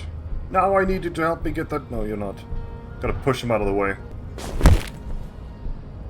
That is right. You should leave the stage of history with dignity by inviting the other races to a great world war. Bring your troops to the Simenine Islands and to Boogie Street and we will pulverize you. When you are gone, we will build a museum for you. The walls will be lined with bottles of Al Ghul, your beloved beverage. Inside, we will store the odes to homosexuality you call art, and your microcephalic skulls. I'm looking at his tattoos now, and don't they kind of remind you about the... Don't they kind of remind you of the ones of the body in the tree? He's also massive. Oh yeah, the guy in the tree wasn't massive, maybe. That was just Guno talking shit. This is your chance. He's talking. Rip into him with a punch and catch him off guard. Yes, Comrade Half-Light. No, don't rip into anyone. You're sensitive. Remember? Communicate.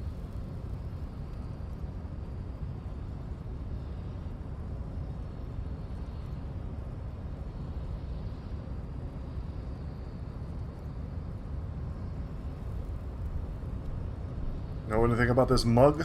He does not so much as glance at the object. This your kind of thing? Stop showing me your pathetic cup. I have no interest in it. Does he strike you as the kind of man who puts mugs into trash? You serve the Union, don't you? Aren't they white? Don't be vulgar. White or not has got little to do with this. The race enigma runs much deeper than that. Yeah, but you still serve them? How does that factor into your life? Mr. Clare is a man of vision and means. He has the will to confront polycultural capital. Something your race, naivistic communists, never did. Also, to serve is noble. It takes discipline. Your petulant individualism has only contributed to your race failure. It is lax and moronic.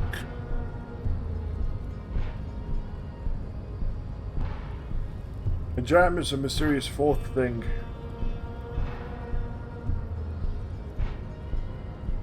Jam. Individualism. You have gotten these ideas from degenerate youth culture, have you not? You have picked them up from rock and roll songs? Actually, disco. Offshoots of the Seminoles people invented disco while having sex under the influence of cocaine. It is a shame upon my race. But what is done is done.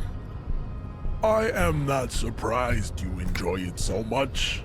This has happened to many of the side products of the inevitable cultural victory of the Seminoles race.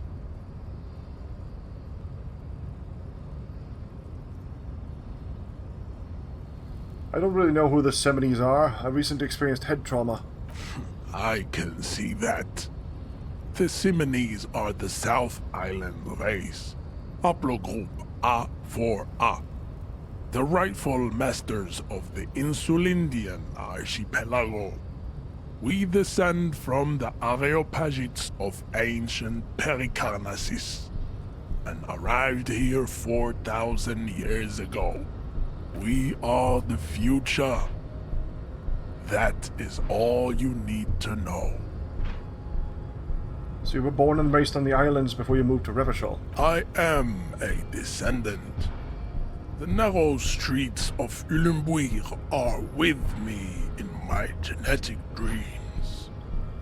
I see young Seminoles women walk into the grey mass on Ile de Fantôme, waiting on immaculate conception from the pale.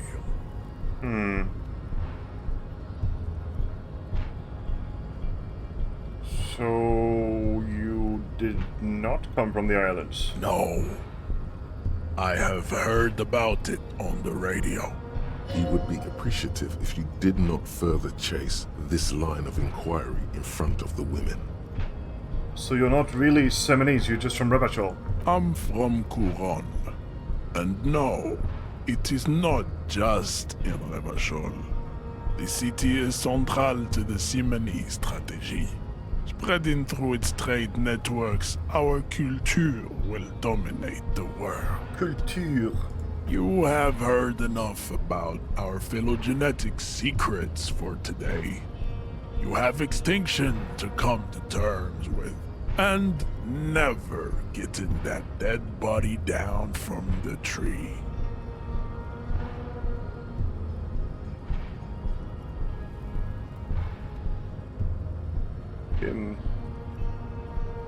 No. Kim, what do you think about this? I think this racist is better than the last. But the next racist will be the really good one. How do you know there will be our next racist? There always is. Race is reality. What are those tattoos of you supposed to mean? Racists are generally not very good examples of their race.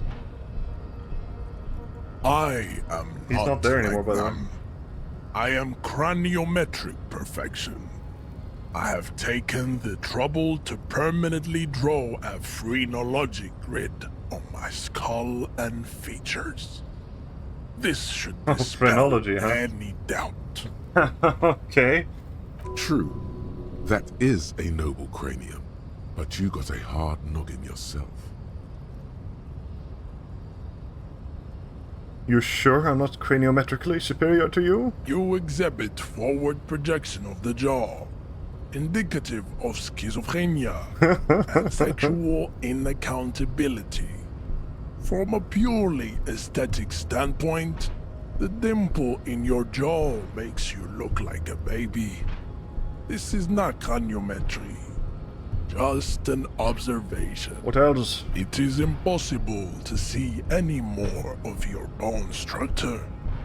It is covered in the ravages of Al-Ghul, From what remain of your features, I can see fleshy lips, baldness of the head, and long arms relative to lower limbs. This leads me to conclude you are not a police officer.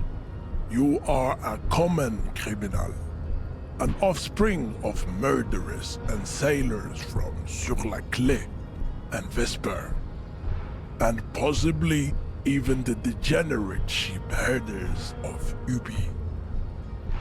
Interesting, so one of my ancestors was Sur-la-Clé and the other Vesper. Your racial heritage is uninteresting. It is the same as all Rivasholians. Your parents and their parents made the decision to reproduce while under the influence of Al-Ghul. That is the only reason you are here. He's right there. It's almost impossible to get it on unless you're both drunk. It's too scary when people are sober. I'm gonna knock him out.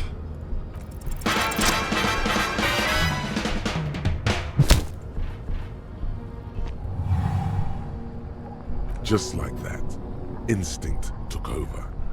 A solid strike straight into his throat, into the cartilage. You could swear you felt the soft palate break. The man is reeling, gasping for air. Time stands still around you. In the distance, the sounds of the harbor are falling silent. All you hear is a small gurgling sound as a trickle of blood appears on the man's lip. He's open. Rip into him. Right hook. Escalate it. Get intimate with him. Bring the hurt closer. I can back up and perform a 360 flying spin kick? Yes!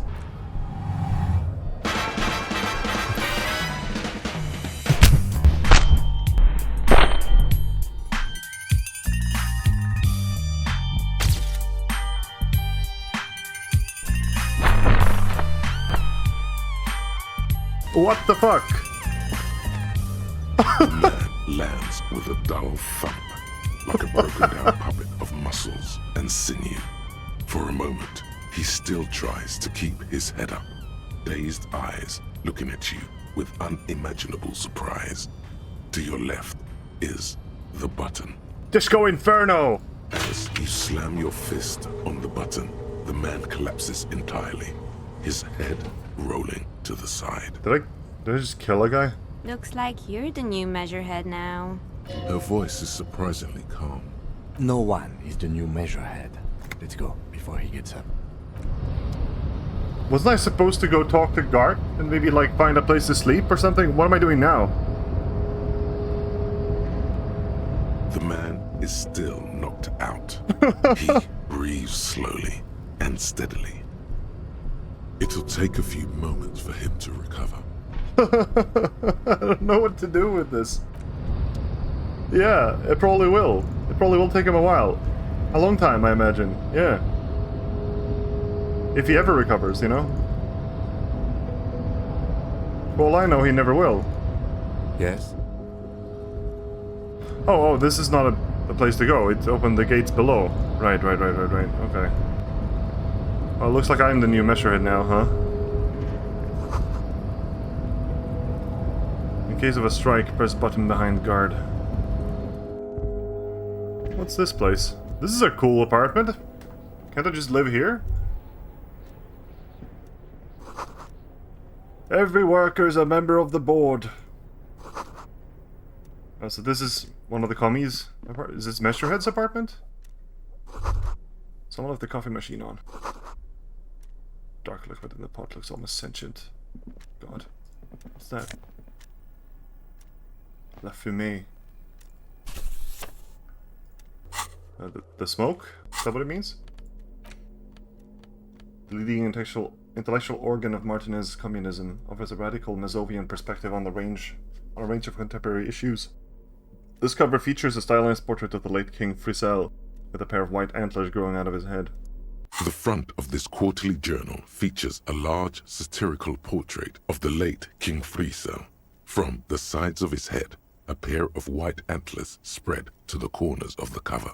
Why antlers? Because white antlers are one of the symbols of communism. They represent a society in accord with the natural world and, at the same time, above it. A shameful way to treat a former king. Even one as underwhelming as Frissel. Yeah, don't desecrate your enemies. Why Frissel? Because Frissel was incompetent, foolish, and cruel.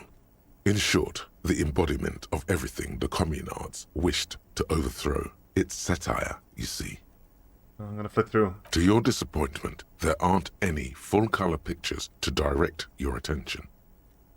Just column after column of closely set text, interrupted occasionally by little doodles in black and white.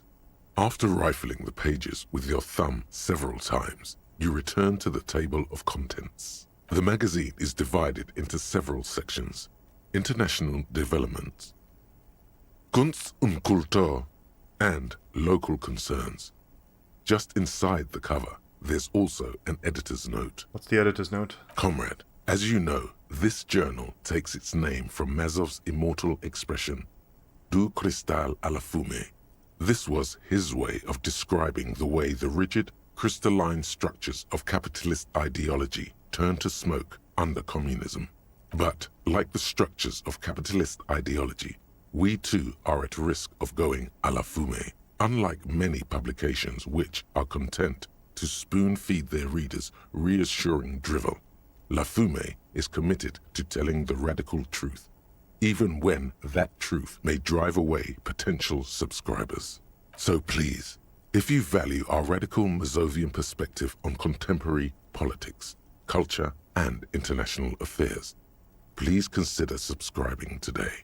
Yours in struggle, the editors. Yours in struggle. Gotta play it cool. You flip back to the front of the magazine. The table of contents unfolds before you. I want to catch up on international developments. This section includes a long, tedious critique of the latest round of free trade negotiations between the EPIS nations and the Free State of Semenine. You also skip over an article about heavy fuel oil smuggling along the Messina border. Something about bear wrestling in Samara. Face it, you really aren't interested in foreign affairs. You flip back to the front of the magazine. The table of contents unfolds before you. What is Kunst und Kultur? It takes a moment, but gradually it dawns on you that Kunst und Kultur must mean arts and culture. I know. As you leaf through this section, you come across several reviews of recent radio plays, as well as a brief artist spotlight featuring a local artist identified only as CS. Lewis. The main feature, though, is a long essay titled Tip Top Tournée, a critical Mazovian perspective.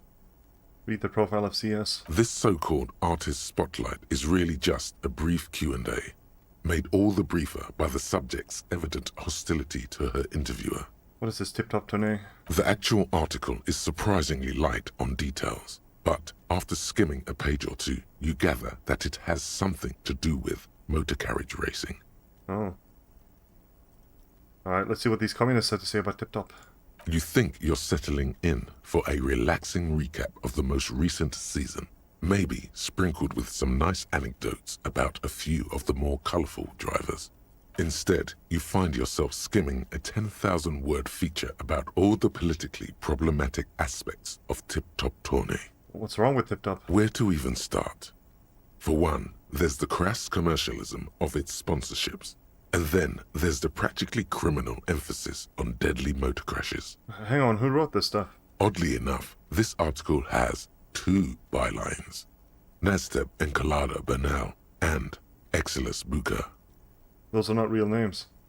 What's so bad about sponsorships? Under capitalism, the article says, every pursuit has its price. Every pleasure, even one as elemental as the joy of racing others around a track, is reduced to an advertising opportunity. Thus, the so-called tournée becomes a competition between increasingly meaningless brand signifiers Your discount laundry detergent racing against a pack of Astra cigarettes, or even a fritter.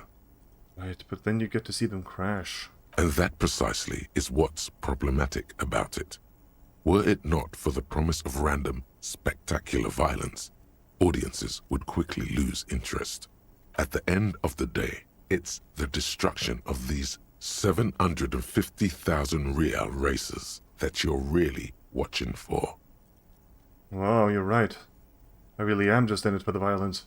You see, one cannot avoid the conclusion that Tip Top Tourney is simply the apotheosis of spectacular entertainment under capitalism. Kim, did you know that Tip Top Tourney is actually an orgiastic ritual of capitalistic destruction? I had no idea. I can safely say the thought had never crossed my mind, Detective. I wonder what else is just a metaphor for life under capitalism. I'm sure most things are, if the young men who wrote this article are to be believed. If I had to wager, I'd say they've never even seen the inside of a motor, much less a motor race. I take whatever they write with a large grain of salt. You flip back to the front of the magazine.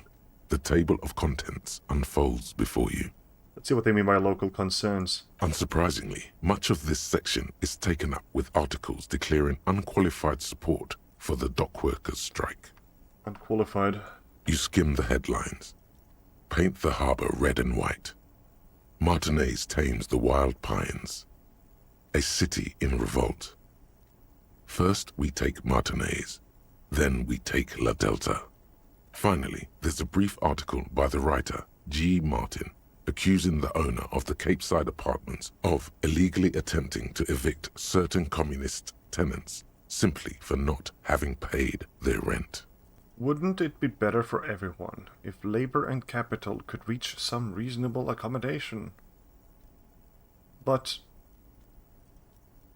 look, charging rent just to live somewhere is pretty outrageous. No, it isn't. According to these editorials, there can be no accommodation with the forces of international capital or their mucilaginous allies in the coalition. Why do communists love puerile insults? And they wonder why they're always being left out in the cold. You flip back to the front of the magazine. The table... No. We're done with that. For now. What else is in here? An imposing combination of a punch clock and a payphone is looking down at you from the wall. A note on the side says, "Tokens unavailable due to strike. Use change." The machine swallows your coin and seems to be waiting for your next move.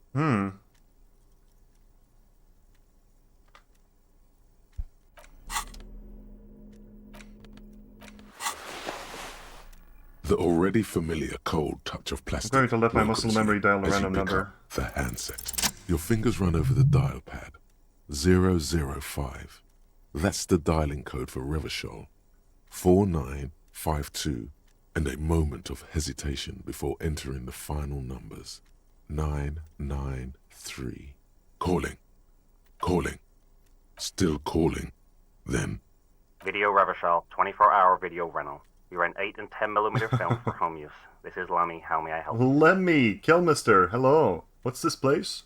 Video Revachol is a 24-hour video rental. We rent 8 and 10mm film for home use. This is Lemmy. Do you know me? No. What is this place to me? Sir, I don't know. It's a video rental. Maybe you rent videos here. Why did I call you? Maybe you called to extend your rental period? Do you need to extend your rental period? My name is Raphael Ambrosius Cousteau. Do you have anything on my name? Raphael what? Listen, I can't help you over the phone. If you need further assistance, you can visit us on the corner of Voyager and Main. Are we done? He thinks you're pulling a prank on him. On the corner of Voyager and Main, a large neon sign hangs on the side of a building. Video Revachol, 24 hours. It's raining, and there is almost no traffic on the street. A woman's footprints in the mud lead away from the front door. Tiny heels tiptoeing down the road. Beautiful steps, light-footed with a lifetime ahead of them. You look up and the air seems to grow darker. Suddenly, you feel like you don't want to hear about video rentals anymore. You don't want to hear about any of it. It was all shit. It's over. Kim, I feel sad about Video Ravishol 24/7. That's enough for you today. Let's conclude this call. What was all shit? It. Okay, we're done.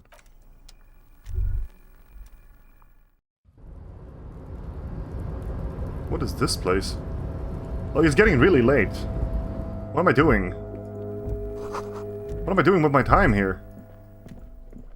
What's in here? On second glance, someone has forgotten to properly close one of the drawers. It's unfortunate for the Union to just leave their paperwork lying around like this. Let's see what's inside, he thinks.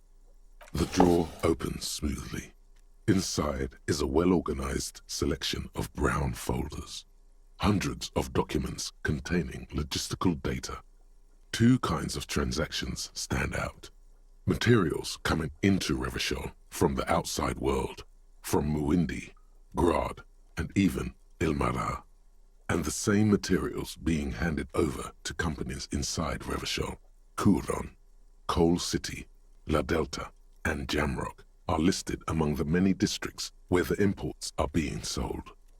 Anything interesting? It's hard to make sense of this thicket of company names, dates, quantities, and percentages. You try to focus, but the lines are getting blurry. Gonna force myself through. Whatever's hidden here is hidden well. Concentration isn't enough. Only a trained accountant with a background in logistics would be able to really make sense of it. However, there is a little handwritten note stuck on the side of the drawer. Gonna look at it. It appears to be a to-do list written in large, uneven capital letters.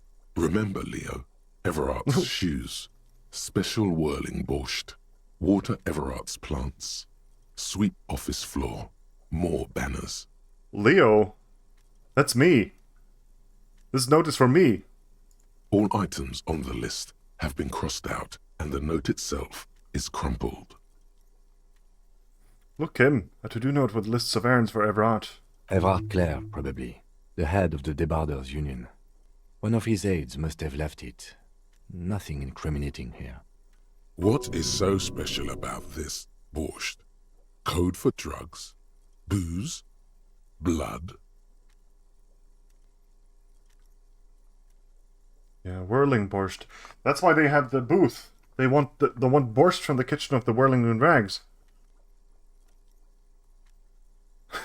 Surely that's what they want. Take another look at the note. Remember, Leo, Everart's shoes. Okay, all items on the list have been crossed out, and the note itself is crumpled. Close the drawer. Slide. Alright. Books. Oh, a postcard. Uh-huh. The laminated postcard offers a glimpse across the river. A little more than a decade after the war, the eastern bank is already fully renovated. The hillsides are lush with gardens and residences. Someone's parked a small beige airship by the fountain. This postcard will sell for a pretty penny. Here's the pin. An unusually tasteful pin was produced to celebrate the Saint Baptiste Summer Dinghy Races 31. There's a warm glow of a well-loved memento. God. And here I am taking it from the old woman. I feel so bad.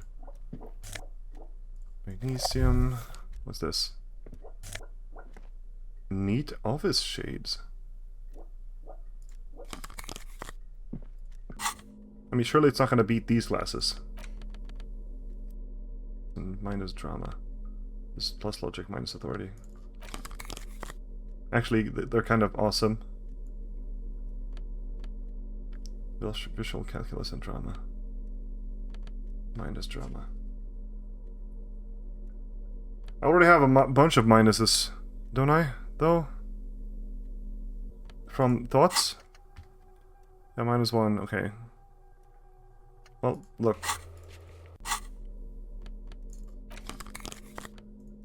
This'll be good. Yeah, alright. Yeah, enough of this. Let's get out of here. Oh! Oh no! Pry bar!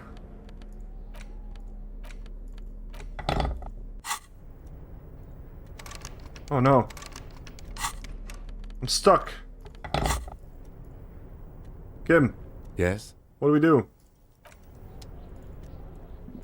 Let's go up here then. Oh, what's that? Looks like someone left his tarpaulin cloak hanging on the railing here. The white rectangle of the Revachol Citizens Militia is clearly visible on its back. This is your cloak. Yeah. You can feel it. Lieutenant, I think that's mine. Yes. It does bear the RCM insignia, and we are the only detectives in Martinez. Think I should get it? The service cloak issued to you by your station? Yes, I do. As your fingers touch the tarpaulin, it almost feels like the cloak wants to deliver a message of comfort through your fingertips. I will shield you from the elements and give my life for yours. That's what the cloak is relaying. Ah. Awesome. That's cool, man.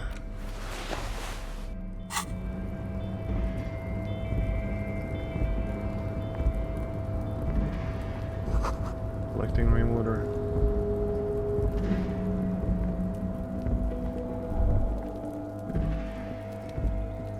This is the night watchman's booth. The name on the door reads, René Arnaud. Oh, René. If you must. But please hurry. We are pretty easy to spot up here. Nothing incriminating catches your eye. The cabinets are clean and their sparse contents meticulously organized. There's a framed photograph on the table. Take the picture. It's a black and white photo of a young couple out in a street fair. The man, René, is dressed in a Royal Carabinier uniform. The girl is young and very pretty. She is smiling playfully at the camera. René looks like he's about to smile. This photo must be tied to some good memories. Yeah. Why did you take that picture of René? I'm making an artistic photo collage, Kim. No, I'm a cop. It's instinctual to collect evidence. Fine. But let's move. I don't want to be seen snooping. Yeah, I don't want to snoop. This is the night. Yeah. At least 3 packs worth of cigarette butts and numerous bottles of Commodore Red and potent Pilsner. Snow is quietly covering the numerous wine bottles and cigarette butts on the ground. Someone partied really hard here. Did I do this? Well, yes, I think we can say with relative confidence that it was you.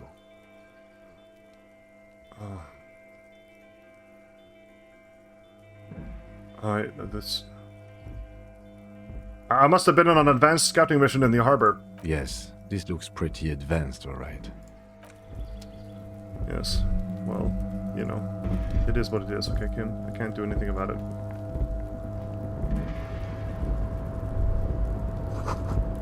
Great machines in quiescence.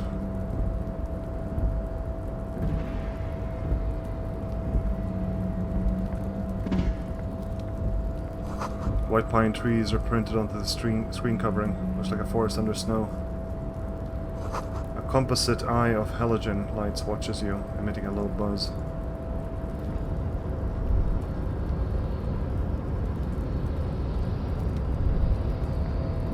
Can I go up there? Can I get on the roof? It looks like smoke's up there, or something. Something, well, very important.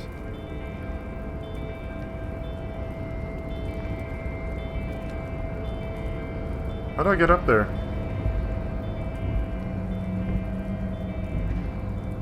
How do I get here? Maybe I need a ladder or something. Maybe you'll find a ladder later in this game. Interesting. So what's this? A rusting control panel with several knobs. 2 buttons marked Marche and Arrête are faded with use. It seems to control the large crane above. A container is attached to its hook block. There's Arrêt. The crane stands tall, proud, erect, and still. There's Marche. With a loud grind, the crane shifts overhead, moving a massive metal container through the air. Okay. Right.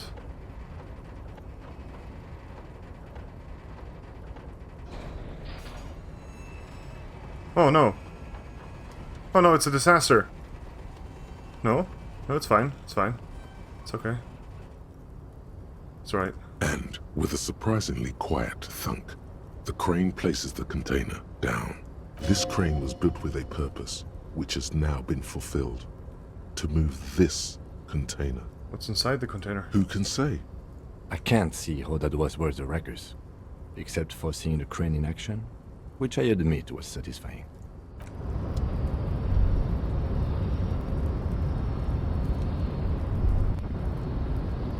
What's this? Oh, money. Kvalsund. Before you stands a cargo container. Just one of many in the yard. Lieutenant, I think there's something special about this container. Is this like your thing with that wall again? Maybe. I can't tell. I think we should investigate further. You do? Because I don't. What? Why not? There are a million containers here. Why are you fixating on this one? Maybe there's contraband in there. There may very well be, but we are not here to look for that. We are not here to interact with containers. We are here to get the body down from the tree. Gonna knock on it. No reply. Open the door. You attempt to turn the handle, to no avail. The doors seem to be mechanically locked. To your left, the lieutenant considers your actions with some puzzlement. I'm gonna persuade the door to open. Why are you even trying to open a door with rhetoric? Because getting physical wasn't an option. Because what wasn't an option? Using my body over my wits. Now is not the time to get philosophical, detective. You can do that after hours. Okay. What about Prybar? You're back before No. Okay. Well, we try it. Oh my god. I can get more half-light?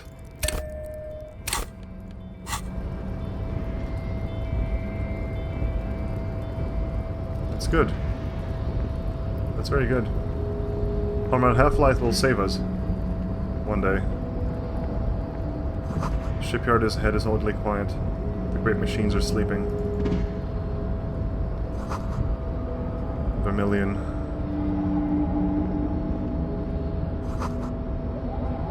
No work to organize in the yard below. Speaker tower is silent. What's in this little box? The musk of oil and rust comes from the chasm in front of you. It smells like blood. Prybar! Oh my god, yes. Faln Ultra Series gloves?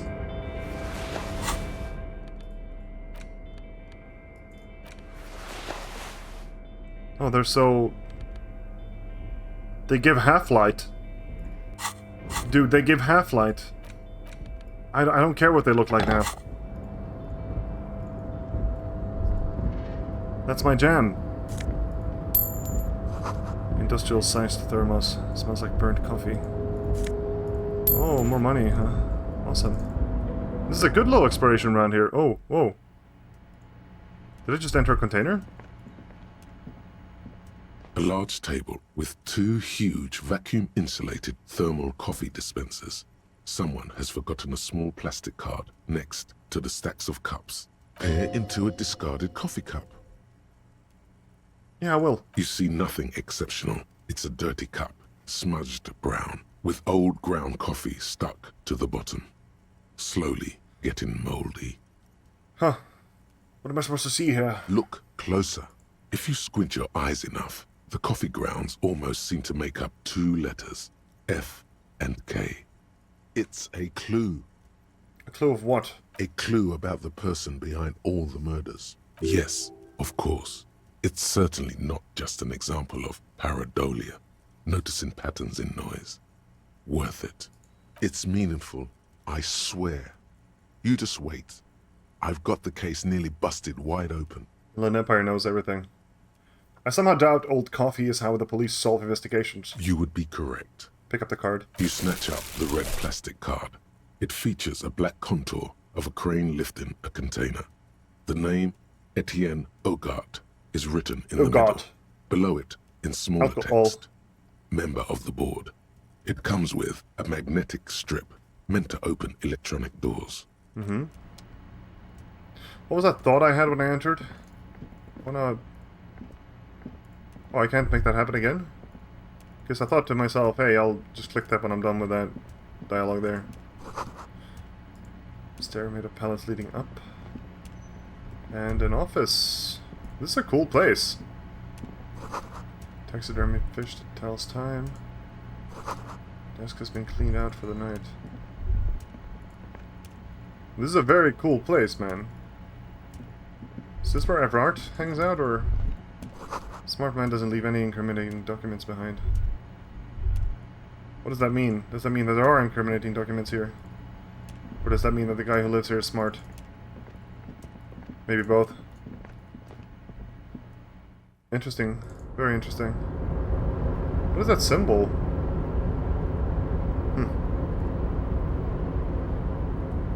Container, container, I'll turn you nice and red. Container, container, put the logos on.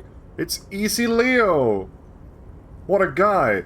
Container, container, used to be Wild Pines. Container, container, now belongs to Everard. I don't wanna... I do wanna. Hi! Everard, Everard, Everard, he looks after everyone. Huh? Well, hey there. How can I help you, mister? The look in his deep blue He sounds like a eyes Smurf. is as sincere as you've ever seen. Kind of makes you feel like an arsehole for no apparent reason. I see you are not a union man, mister. Did you get lost? You're not one of them scabs, are you? No, of course not. I mean, I don't personally mind. Folks is just folks, you know, and folks gotta eat. Just some of the other guys don't look too kindly on the scabbing kind, if you know what I mean, mister. Are you the Leo who wrote the note to make... No. I'm looking for the leader of the Dockworkers Union. Oh, you want Mr. Everard then? He's an awfully nice fellow, he is. Him and his brother are both nice fellows. They've lived their entire lives in this here neighborhood. He coughs. Guys like Mr. Everard and Mr. Edgar, his brother, are real good guys. Made Martinez what it is today. Mr. Everard and Mr. Edgar and I went to the same school we did when we were boys. Easy now, Leo. I just want to know where I can find this man. Oh, Mr. Everard is usually in his office, of course. But he already left for the day. Oh. He always leaves around 10 p.m. What are you doing with the containers? Oh, I'm just making some covers for them containers here. Yes, I am. Yes, I am. So it's easier for the crane operators to spot them. What's going on here? Everything is so pretty and red. You and Leo look like brothers as you glance around with similar childlike wonder. Wow. Red is so much prettier than drab old green. Sure is, mister. Sure is. Really livens up the place. Yes, it does. Yes, it does. I had to break this bonding moment, but the red containers mean they are replacing the company livery with the union livery, which means this strike isn't gonna stop anytime soon. Where is everyone? The harbor's empty. Oh, most of the guys are down at the gates, keeping the scabs from coming in. We're on a strike. The whole union is. You don't have to work when you're on strike. Ha! We haven't worked for 2 months now. So no one is working? Not everyone is down there, of course. Mr. Everard is in his office, where he always is. And Jean-Luc is guarding the gate. But Titus and his boys got into some drunken trouble and Everard sent them on a nice vacation. For a week or so. So... what kind of trouble did this Titus and his friends get into? Oh, I'm not really supposed to talk about that. That's union business. Him and his boys stirred up something in town. Probably drank too And much then you and do it got into anyway. a fight or something. I heard Mr. Everett telling them to take some time off. Don't go all bad cop on this simple, friendly fellow. Really? Did they kill someone? No, I don't think they killed anyone. Let's better talk about something else. Titus and his boys do good work. I don't want to get them in trouble over a little drinking. Do you work here? Yes, yes. Everybody needs a job, and this is mine. I'm Leonard, by the way. Leonard Bellick. But everyone calls me Leo. I'm like Mr. Everett's right-hand man when Mr. Edgar is out of town. And Mr. Edgar's right-hand man when Mr. Everett is away. Actually, Miss Beaufort is the right-hand man, but she's a lady. Who is this, Miss Beaufort? A real pretty lady with a skin like those Douai Sucre candy bars my missus likes so much. Them are real nice to suckle on once the dinner is done and me and the missus sit down beside the radio. But I can't listen to the radio all the time. There's so much to do around here and I'm always busy keeping things running here. Yes, I am. Yes, I am. Stay on this Miss Beaufort topic. Hold on, who's this Miss Beaufort you mentioned? Oh, Lizzie. She is a real sharp tool. Mr. Everett put her through some fancy school and everything, east of the river. 4 years she was gone, and when she came back, she was all fancy and lawyerly. But she's a real nice girl. Grew up in this here neighborhood, knows everybody and gets along with everyone. Real pillar of the community one day, I'm sure. For a fraction of a second, there's sadness in his eyes. If me missus and me was to have a child, I'd be real happy if she turned out like her. But she can't have kids. Dr. Lemaitre said so, and she knows about such things. Been a doctor for almost 50 years, she has.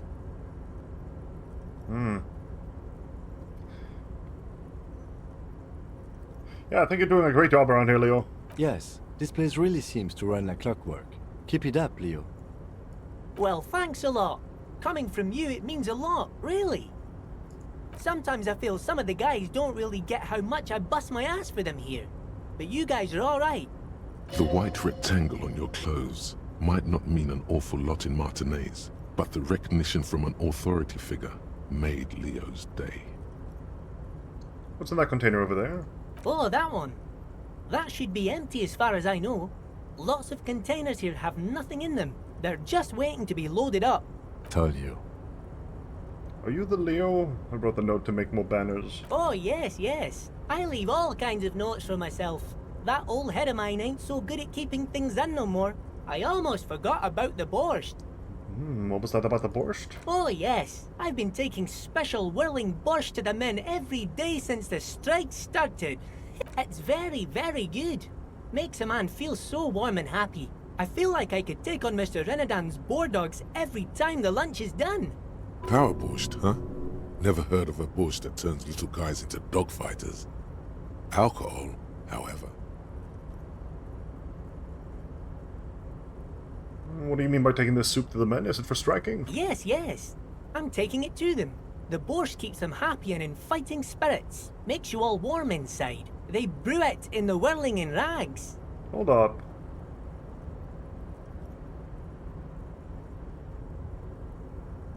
Looks like the borscht is spiked. I'm gonna look into it. Oh, sure, mister. Sure. You do that. Yes, sir. Bye-bye now. Why did I tell him that? Well, whatever. Doesn't matter. Let's get out of here. Actually, where? How do I get out of here? I'm locked in. Aren't I? I actually have no idea how I'm supposed to get out of here. You're back before the cargo. Yeah, okay, fair enough. Let's not do that. Let's just get out of here. If we can. At all. Yeah, I want to get up there.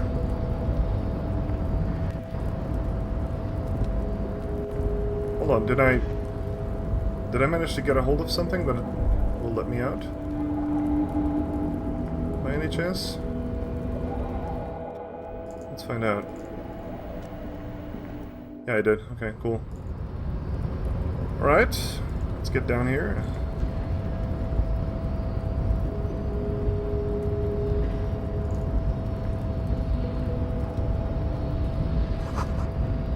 G-R-I-H.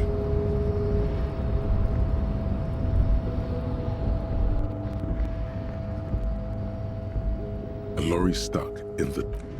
Yeah. Is that woman still out here? Or has she gone in? No, she's still there. Huh. Where am I? Who are you? The smile on her face has disappeared, replaced by the wary aspect of a cornered beast. Me? I am the law. Then I don't suppose you could tell me where we are, Lowman. Never mind. I remember now. I'm still stuck in that traffic jam in the 50s. Wait. What's so bad about the 50s? The men have small jaws and everything is made out of plastic. Why do you need plastic when you can make the world out of amber? When else would you be then? Back in Mecca, during the time of the revolution. The sidewalks and cafes are filled with young people. I was on my way to see a new Boyadero picture starring Gabriel Buenguerro. Until you came along, that is. Sorry to interrupt your dreaming, ma'am. I wasn't dreaming. I was there, Lawman. It was early spring, and the man behind the Black Sun had just come out. The posters were 20 meters tall. Everything was golden. While you, people, were tearing each other apart over your petty little revolution, in Meth, it was a golden age. So I take it you were in Mesk when you were young? Someone was. Someone? Are these not your memories? They are someone's memories, boy. What difference does it make if it's me or not? They're beautiful. That is all that matters. Beautiful and true. And they will win. They're coming for this, you know? All of this. She seems to derive some bitter pleasure from this strange thought, as if the past will one day wipe the present away, like a tidal wave approaching. Who's Gabriel Buenguerro? This is Gabriel Buenguerro. A strikingly handsome man looks straight at you, his head crowned with a wide brim hat. His hair is dark as an oil slick, and his jaw the most perfectly chiseled thing you've ever seen. This man's got a hold over her. Even 50 years later, you can feel it. He was the biggest star of his day. Girls used to faint in the aisles of cinema whenever he came on the screen. And schoolboys used to memorize all of his lines. I have some other questions for you. Police questions. Why not, Harife? It's not like I have anything better to do in this hellhole. She's got mountains of memorabilia, photos, and knickknacks that are lining her dashboard here. But what are you hauling? Diamonds. Diamonds, really? Of course not. But wouldn't it be marvelous if I was? Okay, but what are you really hauling? Whatever stupid things they put in the lorry, I imagine.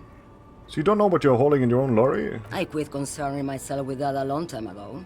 Besides, I don't drive the lorry for the cargo, if you know what I mean.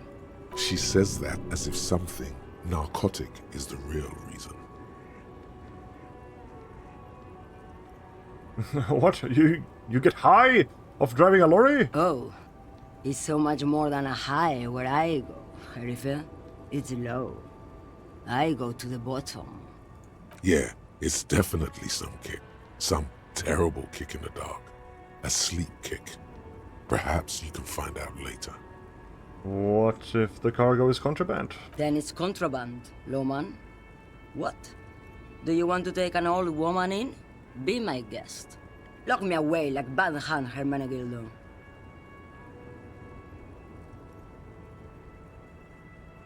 You seem like a woman who knows a thing or two about drugs. What do I need drugs for, Lawman? What I see, what I feel. The great adversary. No drugs can compare. Ooh. But the adversary? Yes. There is a protagonista and an adversario. I am on the side of the adversary. There's no coming back from that hole. I don't like the sound of any of that. Sounds like a horrible drug. The worst one of them all. That's not really what I was getting at. Then what were you getting at? I wanted to ask you if you'd be interested in smuggling some drugs. Why would I want to do that? I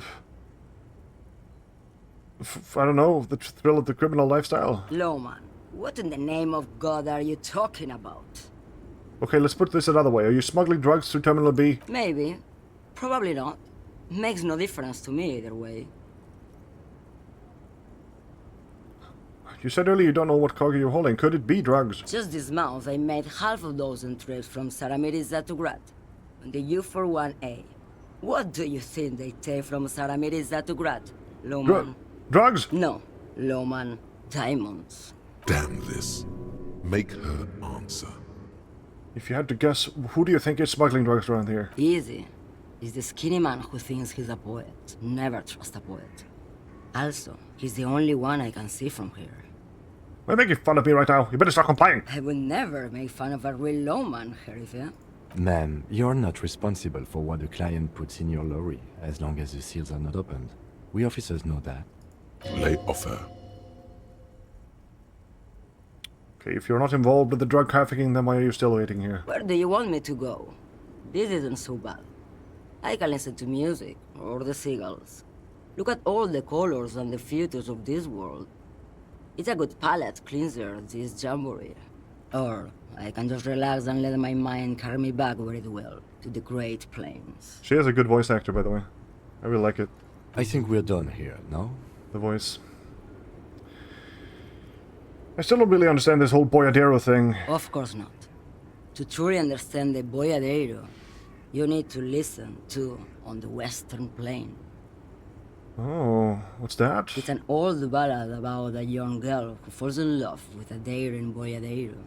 He promises to marry her as soon as he returns from the Western Plain. I'm guessing that doesn't happen. Of course not. The Boyadero returns from the Western Plain a changed man. One night, as he and his beloved are out walking along the river Maigret, she pleads with him to give up his riding and settle down. I think I see where this is going. So the Boyadero strangles his beloved and throws her know. body in the Maigret. Then he rides off, because the Western Plain is calling to him. Yes. Yes, a beautiful song. The most beautiful. A true Boyadero needs a whole horizon to himself. He can't be tied down by man or woman. His beloved was selfish. She didn't know what it meant to love a Boyadero. Yeah, but she found out, I guess.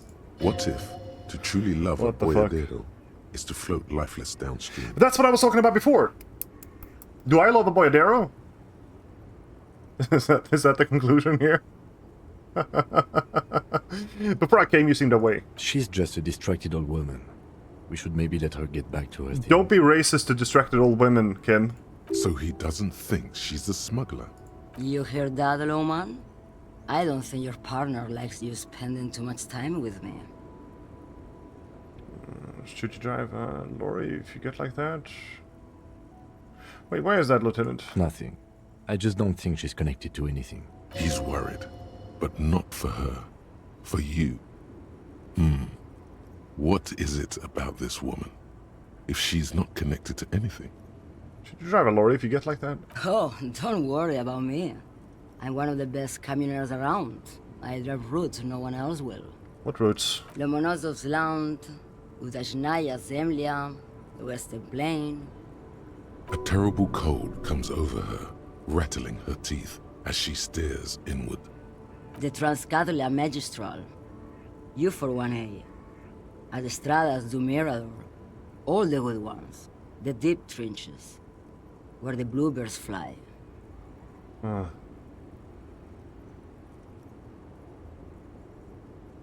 Cool. Right until your dust, sister. Irmao, I already am dust. Thank you. Yes, go. Enough jamboree. I need to get He's back afraid to Mesk. of me talking to her. Because we're very similar. What was I doing? What was I doing again? Kim, we were gonna have a little lowdown on the balcony, right? Hold on, let's do that. Hey Gart, are you just always gonna be here? Can I help you? Here's your trash container key. Thanks. I hope you found what you were looking for. Found the victim's clothes. How strange. I certainly didn't put them there. Who else has keys to the trash container? The trash collection service, CS Municipal. I don't see why they would put anything in the trash, though. Ah, the elusive CS Municipal. I doubt we'll be able to track down who was sent here last and when. This will have to be one of those little threats that solves itself down the road. On Clinton Street, near the Boogie Street Diamond, a small truck rattles down an alleyway. It stops by a rusted trash container. Two men, their faces rough and swollen, jump out. They look at the container, despondently. CSM is written on their backs. Thank you anyway. Someone on your staff have put them there. Sylvie had the keys before I got here, and I can vouch for her. I can vouch for all my stuff. None of us would tamper with the crime scene. Maybe you don't remember putting them there. Maybe you weren't sleepwalking or in a fugue state? Fugue? Fugue. Is it fugue? Fugue. Yes, it is fugue. I think fugue states are more your forte, officer. Not true. Yes. He's not wrong. The door is closed. Well, what about this door? Pry bar! No? Okay.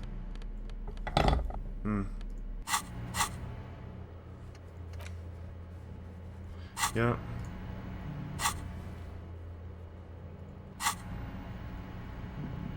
Let's go to the balcony here, have a little lowdown, a little debrief. Yes?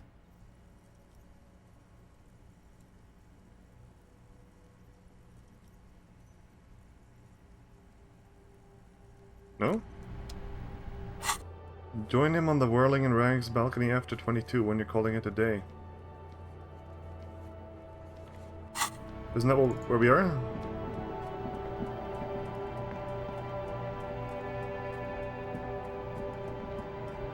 Yes?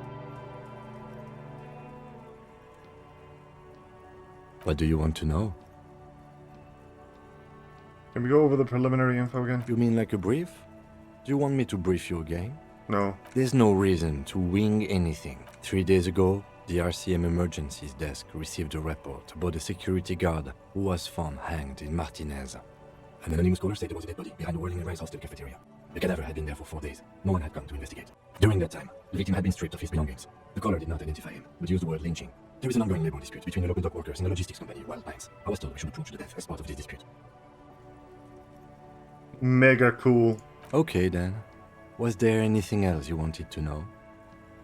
Would you say this is a mysterious case? No, it's not a particularly mysterious case. Why not? The deceased is a security guard for a corporation involved in a labor dispute.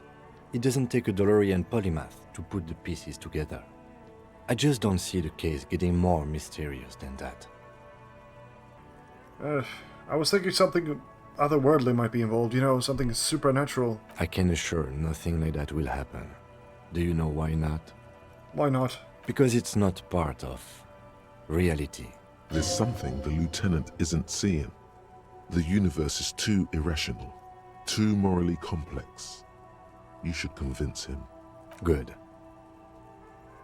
Convince Kim there's a sexy dark mystery twist in the case. Only banal things strike you. Damn it. At the core, you're a very banal person with a very small soul. Oh. One you should be ashamed of. It's no wonder the soft one doesn't want it back. It was right to abandon you. Oh. Okay. How do I end the day? What? He's locked me out? Guard. Can I help you? Yes. Have you got it? I was wondering if we could come to some sort of arrangement for tonight. Does that arrangement include you paying me what we already agreed you owe me? Kim is about to say something. I'm gonna let him talk. I understand your predicament as the manager. However, I feel I must remind you that we are here to conduct an important investigation that also affects your business. Forgive me for saying this, but your colleague seems more committed to drinking, and I mean no offense. It's really nothing personal. I just have to protect the interests of this establishment. Hold on, I still have my key, you know. Good luck trying to use it. Oh. All the locks have an electronic component. They have to be unlocked down here with a master key before your guest key will open the lock. God, listen. I'm gonna find a way in. I'll fucking break the door down, God. Oh, wonderful. Try to do that. I'll have to call you an ambulance. Okay. I might have something in my motor carriage we can use when you're done here. I really didn't want to resort to this. The man is thinking. Oh, Lieutenant, we're done here. What do you have in your motor carriage? Inside, you see a set of steering levers. Did you a just radio mean the mic- pry bar, I have maybe? something here we could sell. We Oh can yeah, I be need back to turn on in the fucking suspect transport headlights. enclosure. Oh. The cage at the back of the motor carriage looks rather uncomfortable. I confiscated this for a little while back. We can take them to the pawn shop down by the Martinez Canal. What are those things? They are spinner hubcaps, frivolous things you put on your wheels. When the wheels come to a stop, the caps keep on spinning. There's no real use for them, it's just for vanity. A vanity he wouldn't mind. What do you mean you confiscated them? A couple of weeks ago, I stopped a young man for going slower than the speed of traffic. Turns out he was some coalition official's son and high. I get it, they're mesmerizing. That they are. I was going to take them into evidence, but they weren't necessary for conviction. He never asked for them back. Did you want to put these spinners on your machine? No, that would be silly. I don't know why I kept them. It doesn't matter. I couldn't put them on this MC anyway. A cop with spinners. That would be outrageous. Yeah. Outrageously cool, Kim. He flashes a smile, barely visible in the dark. The spinners shine so bright they reflect on the lieutenant's glasses. He doesn't say anything either. Sorry, I can't take them. It wouldn't be right. All right, let's not take them now. Then come back once we realize we have to.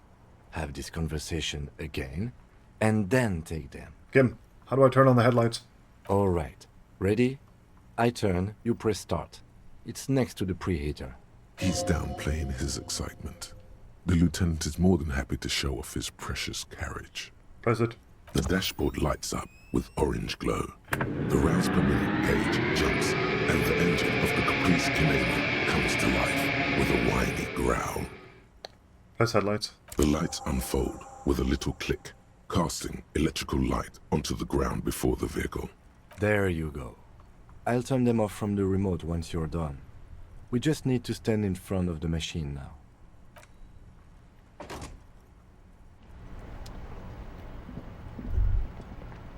As you hold your ledger's clip under the headlamp, an iridescent hologram appears. A street grid and the veins of a great river. A familiar sensation washes over you. There she is. Revachol West. Around the borders of the watermark are dozens, no, hundreds of micro-perforations. The rectangular watermark is overlaid with the logo of the RCM, and yet the major arteries of Revachol are all recognizable. They shimmer in the Kanema's headlights. Where are we on this? Let me see. Right here. Seems nice. No, it does not. There are many of them, and they are divided into 3 separate rows. The first row has 18 dots. Not bad. Not bad for what? You don't even know what it means yet. What about the next one? The next is the longest. It runs all the way around the border, and then some. Count them individually. There are so many, it's hard to count. More than 150, at least. Maybe even 200. What about the last row? The last row has 3 perforations. 3? That's it? That's it. Hey Kim, what do all these holes mean? Those are perforations. They represent your record as an officer of the RCM. They are your statistics, as it were. I should have guessed you'd keep a record. Officers often do. Let's take a look. Son, here is where we score your life performance. You better hope it's good. The first row represents your years of service. 18 years. Okay, not bad at all. What did you do before you volunteered?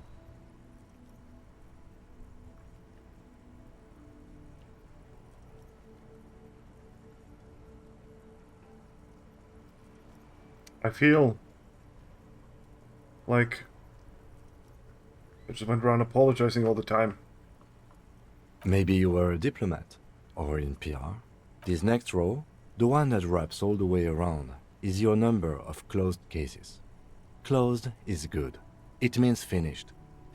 You've got, let's see, wow, more than 200. Is that a lot? It's quite a lot, even for someone who's been on the force for nearly 2 decades. Usually, clearing more than 10 cases a year puts you in the 90th percentile of all RCM officers. I don't think I can ever become this person.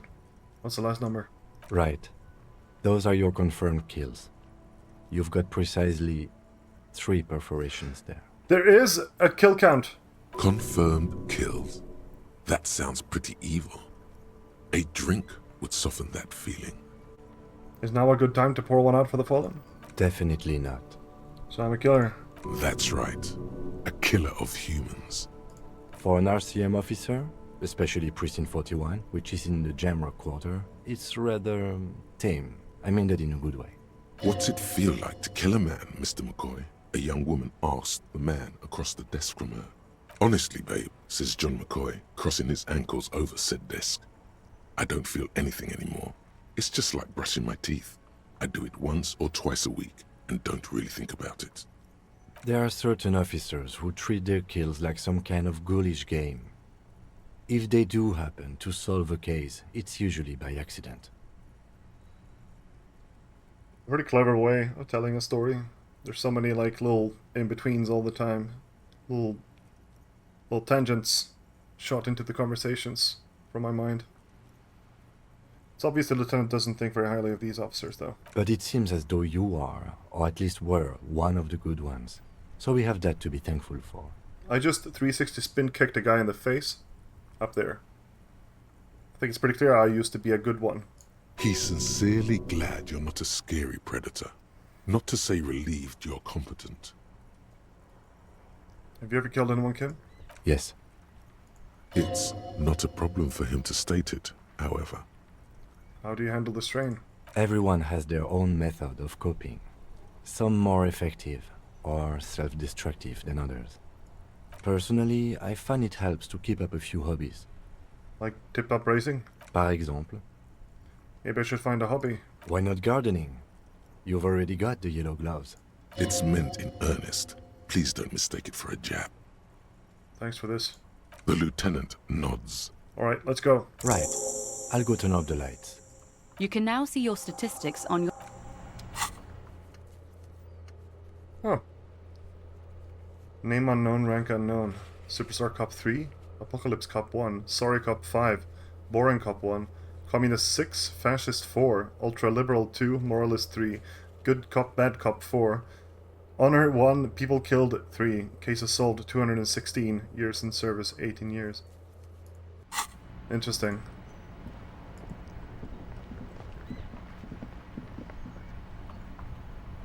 Well, I don't want to sell his hubcaps.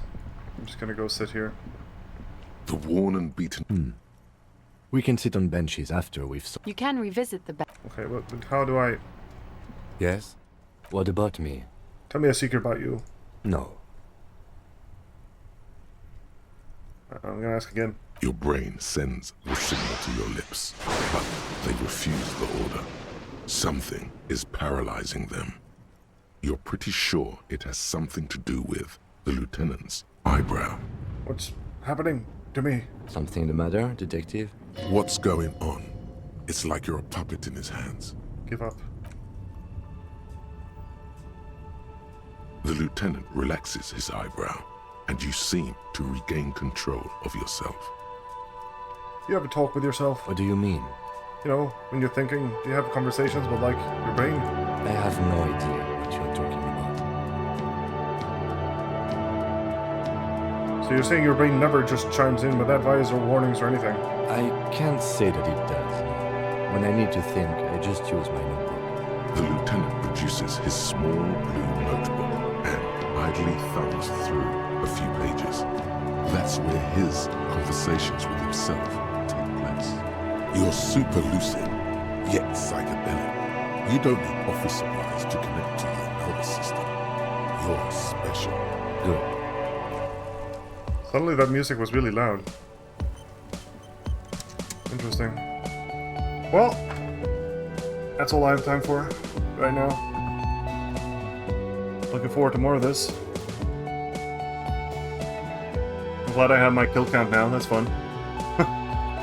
Alright. See you around, guys.